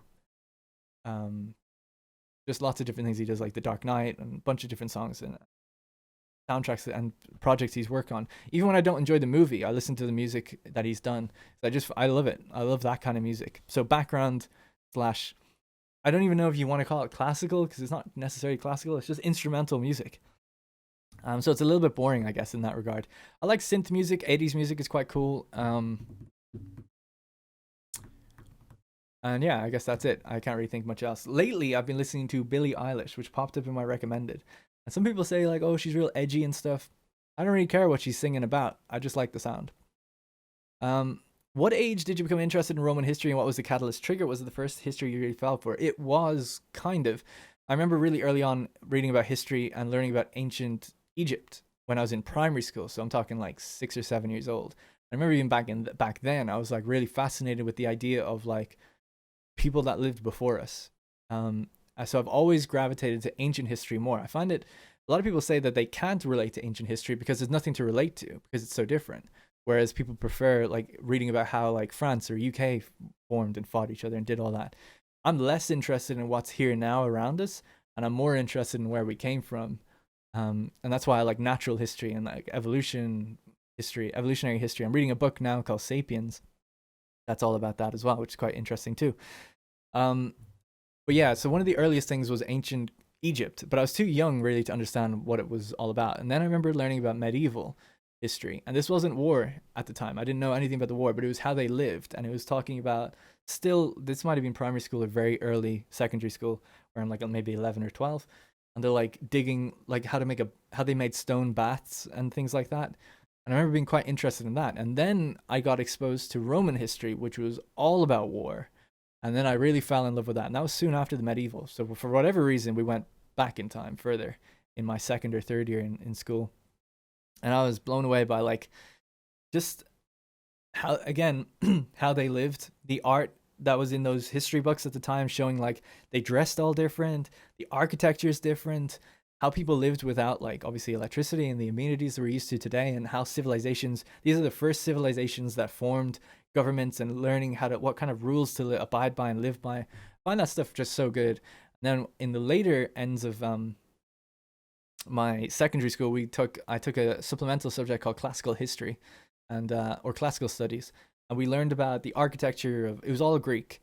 You could do Romans, but our professor chose to do Greek, and I loved it. It was brilliant. We learned about, it was largely focused around the Peloponnesian War. We also looked at Alexander's conquests, and then we did the architecture of Greek temples and things like that. Fantastic. I loved all that stuff. I don't know if there's necessarily a catalyst trigger, but at the same time I got exposed to Roman history very briefly. I started playing Rome Total War because of that. So I went to, for some reason I was getting a PC game, and I saw 2 Roman games, and I was like, oh, I'm learning about Roman history now. I'm 13, and I had a game called Rome Total War in one hand and Caesar 3, I think, in the other hand, or whatever Caesar game would have came out in 2005 and 6. And it's just the 2 games that I had, and I remember looking at the back of the box of Rome Total War and just being like, just not being able to believe that was like the game, because all I'd played up until that point was PlayStation, basically, so PlayStation games, and there was just nothing like that. And I played Age of Empires, I guess, on PC, but I'd never played anything with a scale that they were showing on the back of that box. Unbelievable. And I just thought that can't be true. So I was almost going to get the other game because I just thought like that's just a picture. But for some reason, whatever reason, I ended up going home with Rome Total War, booted up the game, and it wouldn't even launch because my PC couldn't do it. My dad then figured it out, bought a graphics card, and then the rest is history. Have I visited Rome, or what is the best Roman site and other historical site you've ever visited? I don't think I've ever visited any historical site ever. No real reason for that. I don't travel that much. Again, it's a money thing. I'm trying to think, like in Dublin, have I ever seen anything that's a historical site? Not really. Like there's a post office there that was part of the 1916 Rising. Like people were holed up in it during the Civil War, but like that's not that old. And yeah, I've never seen Stonehenge or Newgrange or anything like that. I don't really have that much of a desire. I would love to go to Rome though at some point, obviously. I'm pretty close to Bath, there's a Roman site here, so maybe one day I'll go visit it. If you could live anywhere in the world, where would it be and why? I've been struggling to figure that out just on a personal level. I don't know. I feel like I have like, not to get really weird, but I just feel like I don't have much of a place in the world. Like I don't feel attached to my home where I've come from, which is strange. Like I'm on great terms with my parents, my family, and all of that. Like everything's fine, all my friends there. But there's just something about it where I've just never felt like calling that home. It's strange. And then England, where I've lived, definitely doesn't feel like home. Not where I am right now, especially not where I am right now. I'm basically in a block of flats that are. Anyway, I won't get into it. In a not amazing area, so I don't want to be here. It doesn't feel like home. It's just like it feels like I'm just here to do my job and hopefully get out of here someday. Brighton, I've been to a few times and it looks really nice. I think I'd like to live in Brighton or try living in Brighton. It's strange though to think. I think I've like got commitment issues or something where I'm like I don't know if I could see myself living anywhere for the rest of my life, but apparently that's what people do. So I don't know. I don't know. Rosie doesn't know either. We don't know. You know, if I had all ultimate money, I'd probably like just go to America and try to find somewhere really nice. We were in Santa Barbara recently in America, and that place is just beautiful. So maybe there, but I'm not necessarily all about that Californian life. So I don't know. I really don't know. For now, my target is set on Brighton at the moment. And then the last question, which I'm guessing is from Chris, although sorry if it's not. If you could do a collaborative project with any influencer or maybe even other public figure, who would it be? Again, I just sound really fucking boring all the time, but I don't watch that much YouTube because I don't have much time. I'm always working on it instead. However, back in the day, I used to watch quite a bit, and Frankie on PC is the name that comes to mind when I think of someone I think it would have been cool to do work with. I'd even be his editor. Like I think his content is just awesome, and I'd like to help him make it. So yeah, he used to do DayZ Arma kind of content and other videos as well before that, but he got known for his DayZ stuff, and he's a really high quality. He focused on the narrative and the immersion of the games and told stories with them. I thought it was really cool.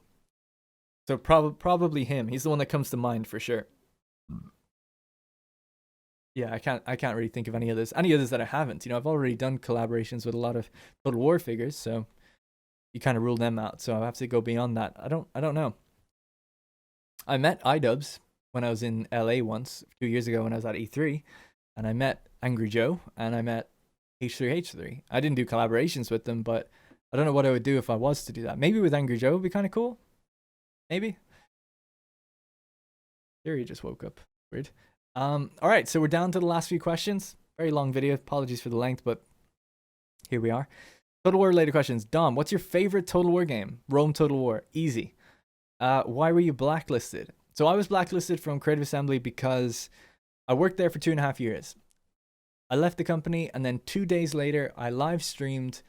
I started RepublicOfPlay, and then I did a live stream to kind of start off the channel in a way.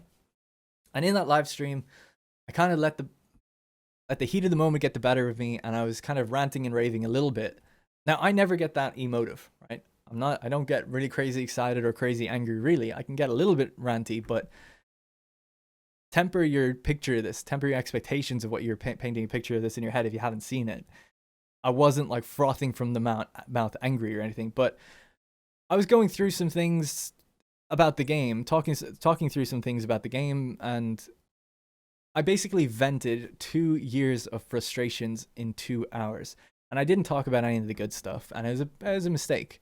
And the next day I streamed again, and I said, and I took it back. I let the hype get the better of me. There was like 700 people watching or something at the time, and I was like very excited to have that kind of attention at the time. And I loaded up Warhammer, and I was talking about some of the things that I thought were cut or not implemented very well. And I'll be honest, I stand by with the things I said in the stream. It's just I didn't want to kick off my channel as this like negative ranter, criticizing everything I came across. I don't think I gave enough credit in that stream to the good stuff, and I didn't talk about all the good times I had at CA.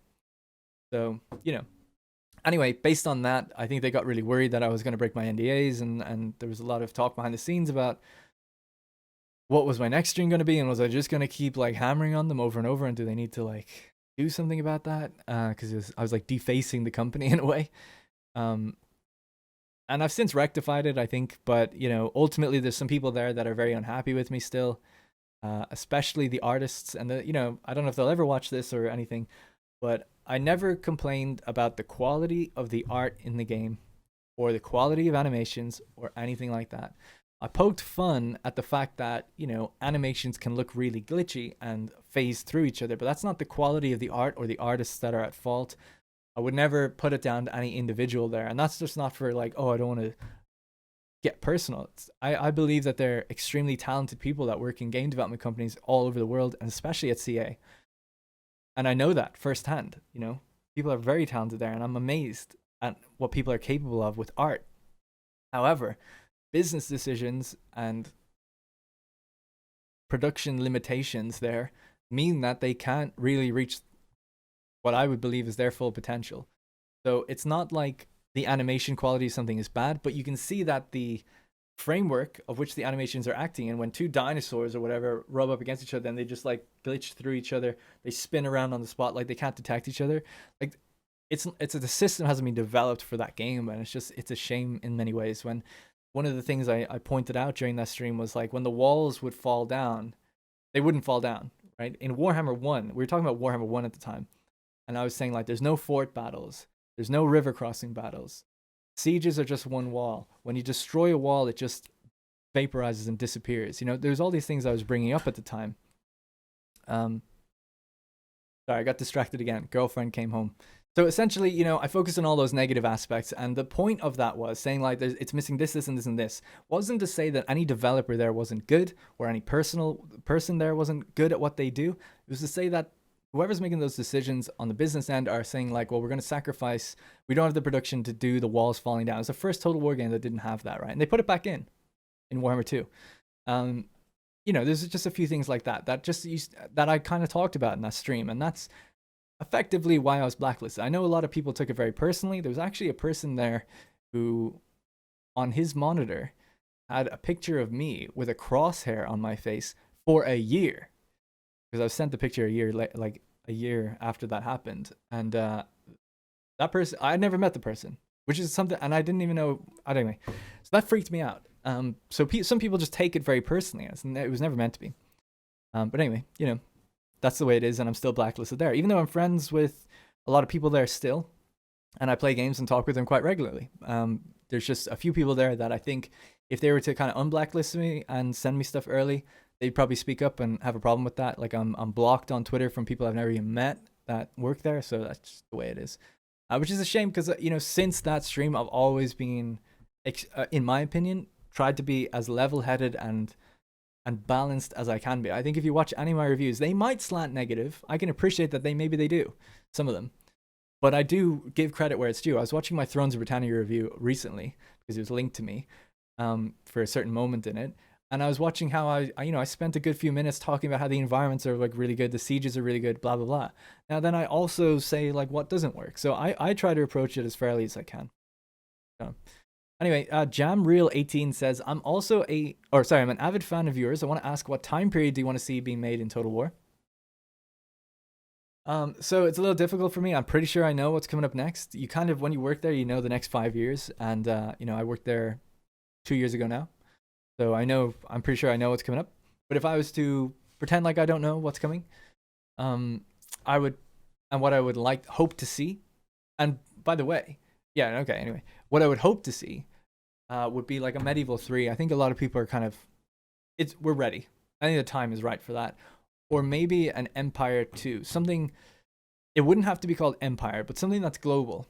I think would be really cool if they could do a full-scale global war. So they'd probably have to go 100 years ahead of where Empire is. But something like that could be really, really cool. Those are the two things I would like to see. They say, for me, Mongols, Medieval 3, Ancient Korea, Alexander. Yeah, I don't think you're going to see Alexander. I don't think you're going to see Ancient Korea. And I don't think you're going to see Mongols. They're too specific. Maybe in something like a Saga game you'd see that. But a Medieval 3, big game like that, I think you will see. Now, my fear is with a Medieval 3 or a Empire 2 or something like that they would actually break the game up into 2 or 3 games, as they have done with Warhammer. I hope they don't do that. What do you think we'll see? When do you think we'll see update the Warscape game engine? So the engine of the game is called Total War. right? There was Total War 1, which made the first two Total War games. Then there was Total War 2, which made Rome and Medieval 2. And there's Total War 3, which they've had since, that made Empire and all the games since then. And the engine does iterate and improve over time. There's programmers working on it. Engines are pretty flexible. And you can put a lot into them. But the more stuff you put in on top, like mistakes or cut corners from 6 years ago might still be in there, right? Where there's just things are done in a certain way and they cause problems later on. So a fresh engine can often mean more streamlined, more effective development where you get better stuff out of it. But it means starting again. And there's a lot of stuff that's gone into Total War since then that they would have to just start all again from the ground up. So I don't know if you'll ever see a brand new clean slate engine, because the other things that people don't even think about, it's like there's cinematics, right? They have a cinematic team that make the trailers. That's technology that's developed based on the engine that they have. So that's their in-house software that allows for cinematics that comes from their engine. So they have a tools team that are basically the engine team that work on creating tools so that artists, programmers, whatever it might be, have an easier time at creating stuff for the game. So theoretically, the tools team could make something like a map maker and they could release that to people so that we can make our own campaign maps. You know, that would be up to the tools team. So if they made a brand new engine, the tools team would then have to go, okay, we need to make a new cinematic editor, a new movie editor. We have to make new things for all our artists to be able to build maps and put stuff into the world. We have to make new editors for affecting the campaign map. They'd have to just do such a huge investment on all that I don't see it happening. Now maybe because the reason I don't see it happening is because their games sell better every time. So there's just no incentive right now to do that. If you were making something, just imagine you're in position of making something, and every time you put something out, it sells more and more. Why would you then say at that point, say, we need to redevelop and rethink our whole thing? It's unrealistic. There might be 10,000 people on the internet saying they should do it, but there's millions of sales that say otherwise. And that's the reality. And I kind of find it hard to disagree with that. You know, at a certain point, you got to say, look, if it ain't broke, don't fix it. Now, from a player's perspective, it is broke, so they should fix it. But I don't know, maybe they feel like they'll get ahead of the curve and they'll anticipate what's going to happen and say like, well, we don't want it to ever slump down 1 year, right? We want to always to keep it high. And that would be the argument you'd use to say, reinvest in your own technology and make a new engine while you're making your game. So just double up the size of the tools team, start working on the foundations of a new engine and start building on it. And that would be so cool, because then they could really do things where they open it up for modders and stuff a bit more if they started that way. But I would also warn people that want that, because they moved from Medieval 2 to Empire, and that was a new engine. Was that good for the series? We want them to do that again?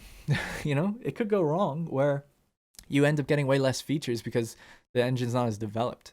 So we'll see. Sorry, I keep rubbing my nose, itchy. Connor says, I recently found your channel. I heard that you worked for CA. I'm curious as to what was your role. How'd you find your job? What was the overall vibe and ethos at CA? So I worked in, God damn, my nose. It's all that cocaine that I definitely take.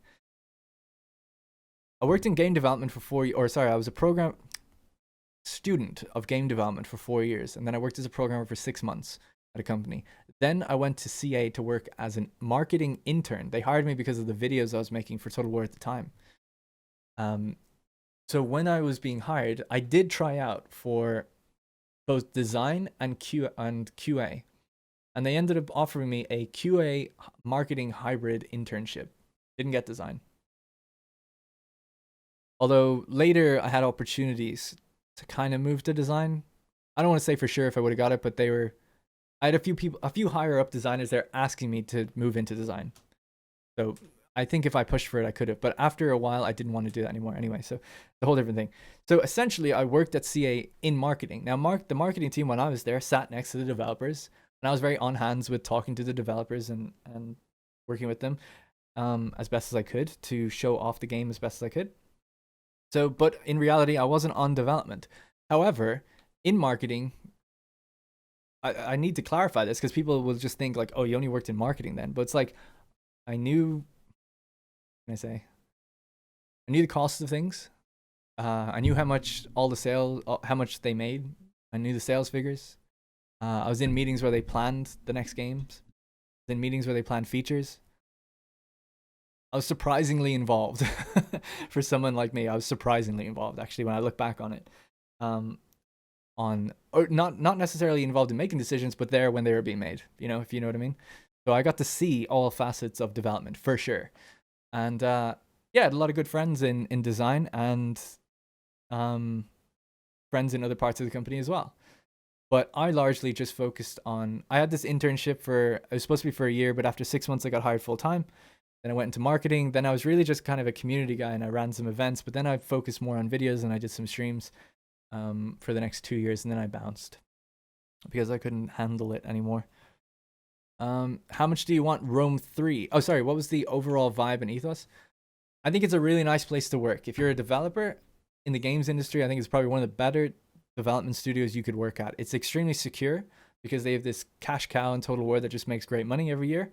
You're not a few friends of mine have moved to other studios since, and they worry when their game comes out and it doesn't sell that well, how they're going to be treated and how they will they have a job. So the industry is quite volatile. Even when it only takes 1 to 2 bad releases to put a company under. And with CA, they have this like very stable line of releases. They just have Total War is always just going to be there for them. So when they make a Total War Arena and it fails, it doesn't matter really. Everyone who worked on Total War Arena, even when the game like closed down, got integrated into other parts of the company. Same with their free-to-play games. So they're a very stable studio, and then they don't really do crunch. They do a little bit, but it's more optional overtime kind of thing. And it's a very friendly and nice place to work. There's nice benefits to working there. Like they have parties and things like that. So it's good. It is a good place to work. I just, as a super fan of the franchise, it was the business practices and a few things that I'll never be able to talk about regarding the NDA, unfortunately, just because it's just not right to talk about it. That led me to just eventually wanting to leave. I think if I didn't care as much about the franchise, I probably would have been fine. But it was the fact that I did. That's on me. That's on me. Anyway, how much do you want Rome 3? Yeah, I would love a Rome 3, but it's too soon. Too soon. I would love a Rome 3 that just lived up to the vision of Rome 2, right? They had this vision at the beginning of Rome 2 and how they showed that initial gameplay demo at the Siege of Carthage. It looked so amazing that I would love to just see that, but for Rome 3. It could just look the same as that. I don't even need new graphics. Just have it look the way that did. Have it be, you zoom in and the troops talk to each other, but they actually talk to each other. It's not just like an amorphous voice coming from somewhere. They actually turn and talk to each other. A guy goes down. I want to see them pull a body away from the front line or something, Oh, do they like the Romans, like actually use the manipular system and the maniple system and, just make it look good and make more interesting ways to assault cities. Having 2 pieces of siege equipment is getting pretty fucking old now. There should be a few more things I think we should be able to do. And increase the scale. Just increase the scale. Those things are some stuff I really want. And on the campaign, a little bit more intrigue with regards to factions and characters and things would be cool. But I don't want a Rome 3 for a while. It came out in 2013, so 2025. Geez, we're not that far away from that. 5 years. Yeah, in 5 years maybe I'll be ready for it. Totally do it then. Bring back Jeff Van Dyke as well. Wange the Mighty says, do you think Total War is moving in the wrong direction in terms of game mechanics? Are there features from other similar-ish strategy games like CK2 that you would like to see in a Total War game? And am I single? I'm not single. I've been with my girlfriend for nearly 8 years now. But thank you.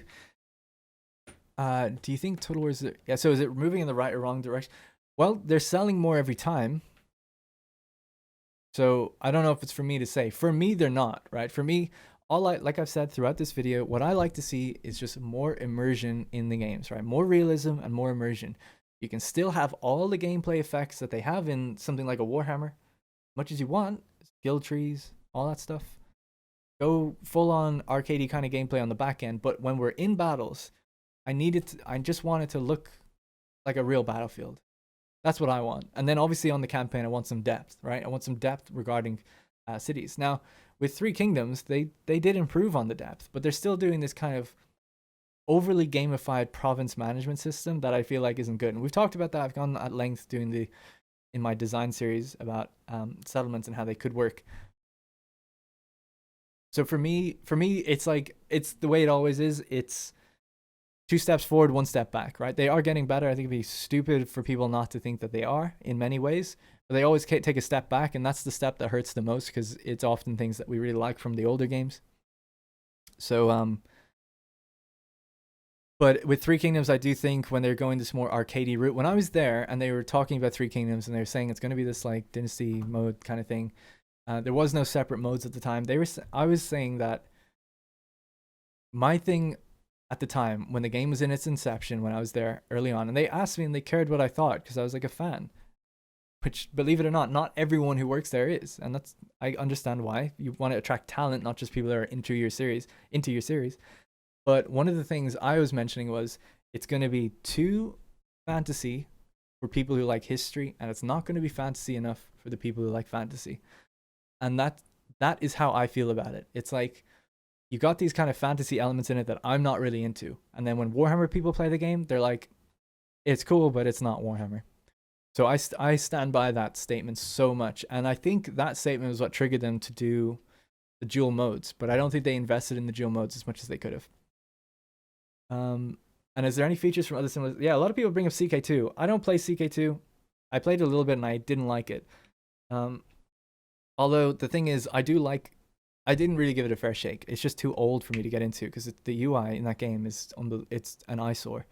I'm not begrudging people who play it, right? I get it. It just wasn't for me. I have a tolerance threshold for those things, and I'm not ashamed to admit it. I need a little bit of help in the graphics department to get me into games. Now I play Imperator Rome. That game looks fine. The UI is a mess, but I get through it. It's not nearly as bad as CK2's UI, but I do love characters having the importance that they do in CK2 and in Imperator Rome. Being able to create these dynamic families and stories and interplay between them. Like I think there isn't enough character stuff in Total Wars in general. And I don't think, and as we've spoken again in my design series about pre-scripted characters, I don't think they should be predefined pre-scripted characters. It's boring because your second campaign, it's all the same people. Whereas you want it to be different people every time. And that makes it very interesting and fun and gives you your own unique story. So yeah, that's what I would bring over. If you're talking CK2, that's something I would bring over. I would love to see something like the empire building from Stellaris, at least in the initial days, where you can do a lot with cities and planets. Or sorry, yeah, with cities in Total War. Whereas now it's just like this kind of province system, and I'm not too into it. I think there needs to be a middle ground between the old system and the new one. Anyway, in what period would you personally like to see the next Total War game? And this is from Michael. If it was me, if I got to decide my own game, I've always wanted a China Total War, but I just would have wanted it realistic. So I wish they would do that. But since that's kind of come and gone now,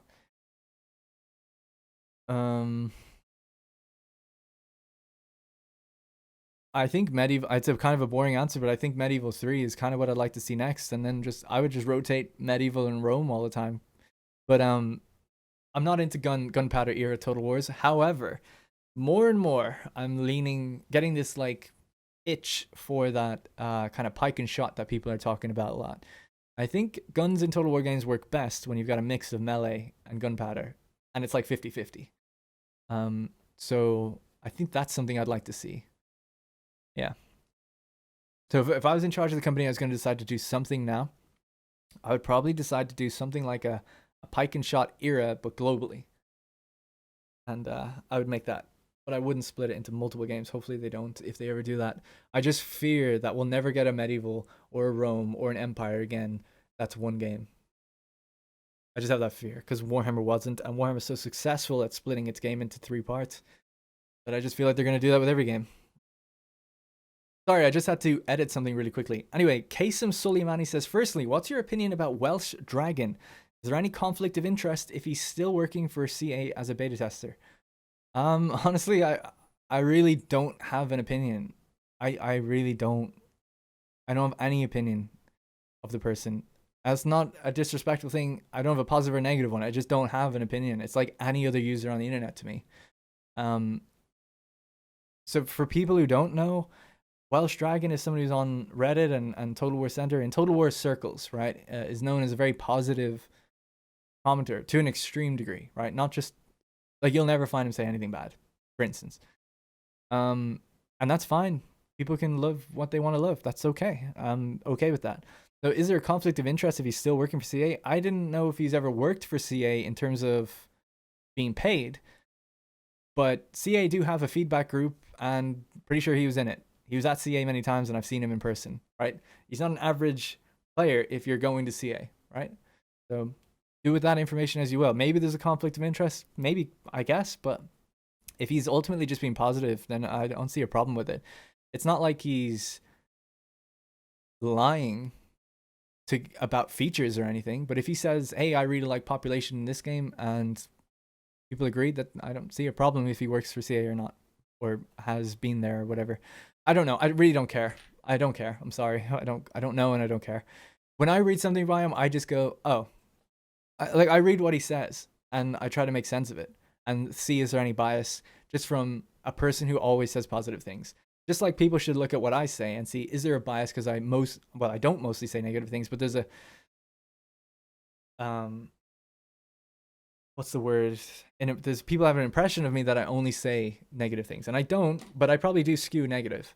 So take that with a grain of salt, as well as taking someone who only says positive things with a grain of salt. Secondly, what do you think about Total War Center, a forum often criticized in Reddit? Would you consider the possibility of again being active there and joining their content team, similarly to when I replaced Daily? No, I don't really use. Haven't used Total War Center in a very, very long time. I'm largely removed from Total War now, in many ways, because my interest is waning on the franchise, and some people will stay and keep playing and keep hammering on about the old games over and over and over. Some YouTubers or whatever, and I get why. That might be their channel, that might be their livelihood or whatever. I'm at the point where I just don't care anymore. Like, I don't care. The only reason Total War ever comes up is because people keep asking me about it. Whereas I'll cover it when a new one comes out because I'm interested to see what they do. But with Three Kingdoms, I got bored. I didn't buy the DLC, and I'm done with it. I'm out. Like, I don't care, you know? That's the same with Warhammer. People are asking me, why don't you cover the newest DLC? It doesn't get me enough views to warrant paying for the thing or putting the time in, and I don't enjoy it. Do you want me to play something that I don't enjoy and then I lose money on? Like, what's the point? Follow someone who you know loves it, because it's DLC. You know that there's going to be people that love it, and a Warhammer channel can figure that out for you. But maybe you care about my opinion when like a main game comes out, and that's something I can cover. I think I'm really happy with my Three Kingdoms review. I think it's a really balanced review. I said the game is good, but it's not something that I feel like I can play for a long time, and I think I was right. I think so, because a lot of people have dropped off it. Anyway. Thirdly, as far as I remember, you used to have a very positive opinion about Rome 2 in comparison to the rest of the community nowadays. However, your fanboys label you as a hater and Total War's black sheep. How has your opinion on Rome 2 changed, and if yes, why? Or is the community, and especially Reddit, moved into a decisively more fanboyish direction? Well, I feel like your questions are quite loaded, you know, as in like you already have formed your opinion and you're trying to get me to say the same thing to an extent. I don't have a problem with Total War Reddit. It does skew very positive, so I don't really read it anymore. It's mostly memes in a large part. You know, recently there was like 3 or 4 posts in a row that are just like, thank you CA, because they released DLC. Like, to me, that's too much.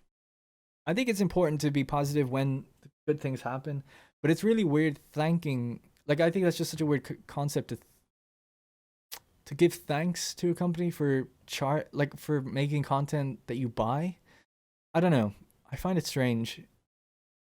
In some ways I can kind of get it, but like if they came out and said we're doing Rome 3 and it was perfect, everything I imagined, I would review it positively and be like, this is a great game. But I don't know if I'd necessarily write a thank you message. That seems to be weird. I don't know. That just seems weird because you're still. It's a product. It's a product. It's like people thanking Apple for making an iPhone. I don't know. Maybe that's just me. I'm kind of conflicted on that as I say it out loud, but I don't know. Like, you should like thank the developers and I guess for their work, and appreciate their work, but the posts lean into this other kind of, they have this feeling towards them, like I don't know, it's weird, hard to explain, but I don't know. I don't know. I don't really have a great opinion of it, so I don't know. But the question was, I used to have a very positive view of Rome 2. I used to have quite a negative view of Rome 2 when it first came out. That's what inspired me to create a YouTube channel, because I had spent $2,000 on a PC and I felt fucked by Rome 2. You couldn't get your money back then. There was no Steam returns. Couldn't even leave reviews. There was no Steam reviews until a couple months after Rome 2 came out. They so narrowly dodged the bullet on that. They're so lucky with that. And they did 12 months of patching, 15 or 16 patches before they got it to the Emperor Edition, re-released it. So I did not have a positive review when it first came out, and I reviewed every DLC. That's what my channel was doing at the time. Oh, you used to have in comparison to the rest of the community were even more vitriolic than I was. So I don't know if this is necessarily true, this kind of statement overall here. Nowadays, fanboys label you as a hater. Yeah, that's true. I mean, they do label me as a hater. That's fine. I don't hate Rome 2. I like Rome 2. It's the opposite, though, which is funny. I used to be a bit more, not even as a hater, but I used to be way more critical of Rome 2. And now I'm much less so. But now people think I'm a hater, whereas back then they didn't think that as much. But that's just to show the difference that's happened on that subreddit in particular, where when Warhammer came out, it just attracted all these new people, and they're super happy with their game. And they just don't really... And anyone that's critical of it, you know, I get it. Anyway, what were your expectations before the Traumatics 3rd of September 2013, and what's your position regarding the Camel Cataphract controversy, basically the cutout DLC? That's a deep cut. See, this is the thing about Total War, and I don't mean to disparage your questions, Kasem Soleimani, but like at a certain point, you gotta let it go. 6 years ago now, you know. And I get there's the same questions, the same topics over and over, and that's why I don't do it anymore. It's just a broken record at this point. But this will be the last time I answer these types of questions, for Rome 2 in particular. My expectations before the 3rd of September, like I don't know how you'll be surprised by my answer. Like you know what my answer is going to be. That's why you're asking it this way. My expectations were that the game was going to be awesome, because it looked awesome when they showed it. Everything they showed looked really good. And there was no reviews before it came out. There was reviews on the day. Actually, there might have been... No, there was reviews a couple days before. I don't know. I think it was on the day. And on the day... Yeah, they were on the day.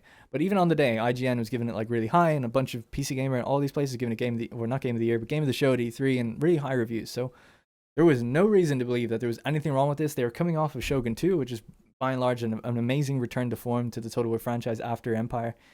And I guess Napoleon in a way. And then when I played it, it took a few days for it to sink in that this game kind of sucked. And that's why it took me about a week before I decided to make a YouTube channel and get some money back out of my PC. And I guess ultimately the PC paid for itself, because I ended up getting a job there. But those are my expectations. So what is your position regarding the Camel Cataphract controversy? So the Camel Cataphracts was a unit that was seen in the pre-release footage in a battle that was being played with, and then later on wasn't in the game, and it was later sold as DLC.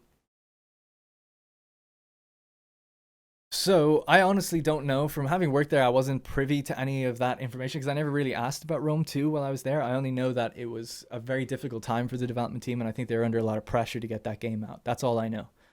And that people there don't like talking about it, because it was a difficult time. But the Camel Cataphract, yeah, so what I would assume happened there, they had a unit in the game that was being shown before it was, that was in a battle before you could, yeah, and then it was kind of removed, and then it was sold as DLC. It's a tough one, right? I want to leap into that. Oh, it was clearly cooked content. It's clearly bullshit. I mean, back then the DLC was releasing every 3 to 4 weeks, which made everyone jump to these conclusions of like, well, this has to be cooked content, like it's too fast. And if you look at a DLC now, they go months without DLC. So you have to wonder how they managed with Total War Attila to have 3 culture packs out within 5 weeks of the game. That's 9 factions within a month. I don't know. Now they take a very long time to make one race, so I don't know. But anyway, with the camel cataphracts, I had a good point about this when I first read it, and I'm just trying to remember what I was thinking along these lines, which was essentially that game was in it was in development trouble. Okay, the game wasn't ready. They obviously knew it, and they cut a lot. Right, they cut the whole politics aspect of the game that they showed, and then they just removed it. There was no politics. The screens and all this information from the game before it came out that you can see that isn't in the game today, or not even today on release. So it makes me think, okay, well then what happened with this particular unit? Did they say that because it's a cataphract, because it's camels, we're gonna... Oh, man, I don't know. Yeah, I really don't know. Because there's camels in the game. There was cataphracts in the game on release. So why were camel cataphracts put in DLC? I don't know. I mean, yeah, it does seem pretty much like cut content. Maybe there was some issue with it. Okay. I don't know. I could ramble and rant about this over and over and over again. I really don't know what happened in that situation, and I'm clearly torn on it. It depends, you know, it just depends. Ultimately, you show something before a game comes out, it should have been in the game for free. That makes it cut content. Whether or not it was cut content or not, it doesn't matter. You sold something you showed before, after, okay? That's the problem. So that's where I come down a hard line on it. I'm just trying to give them an inch and see where they might have been coming from and say, like, they probably didn't plan it. It probably just was something that wasn't done yet. Or it was meant to be split out with the asset graph later because it was made by a different team. Those are my answers with that. Anyway, that is going to be it. It was a very long video. Hope people kind of enjoyed it. Very candid look at the Republic of Play in general, and my channel and me, and hopefully people got some perspective and didn't do too much damage talking about this stuff.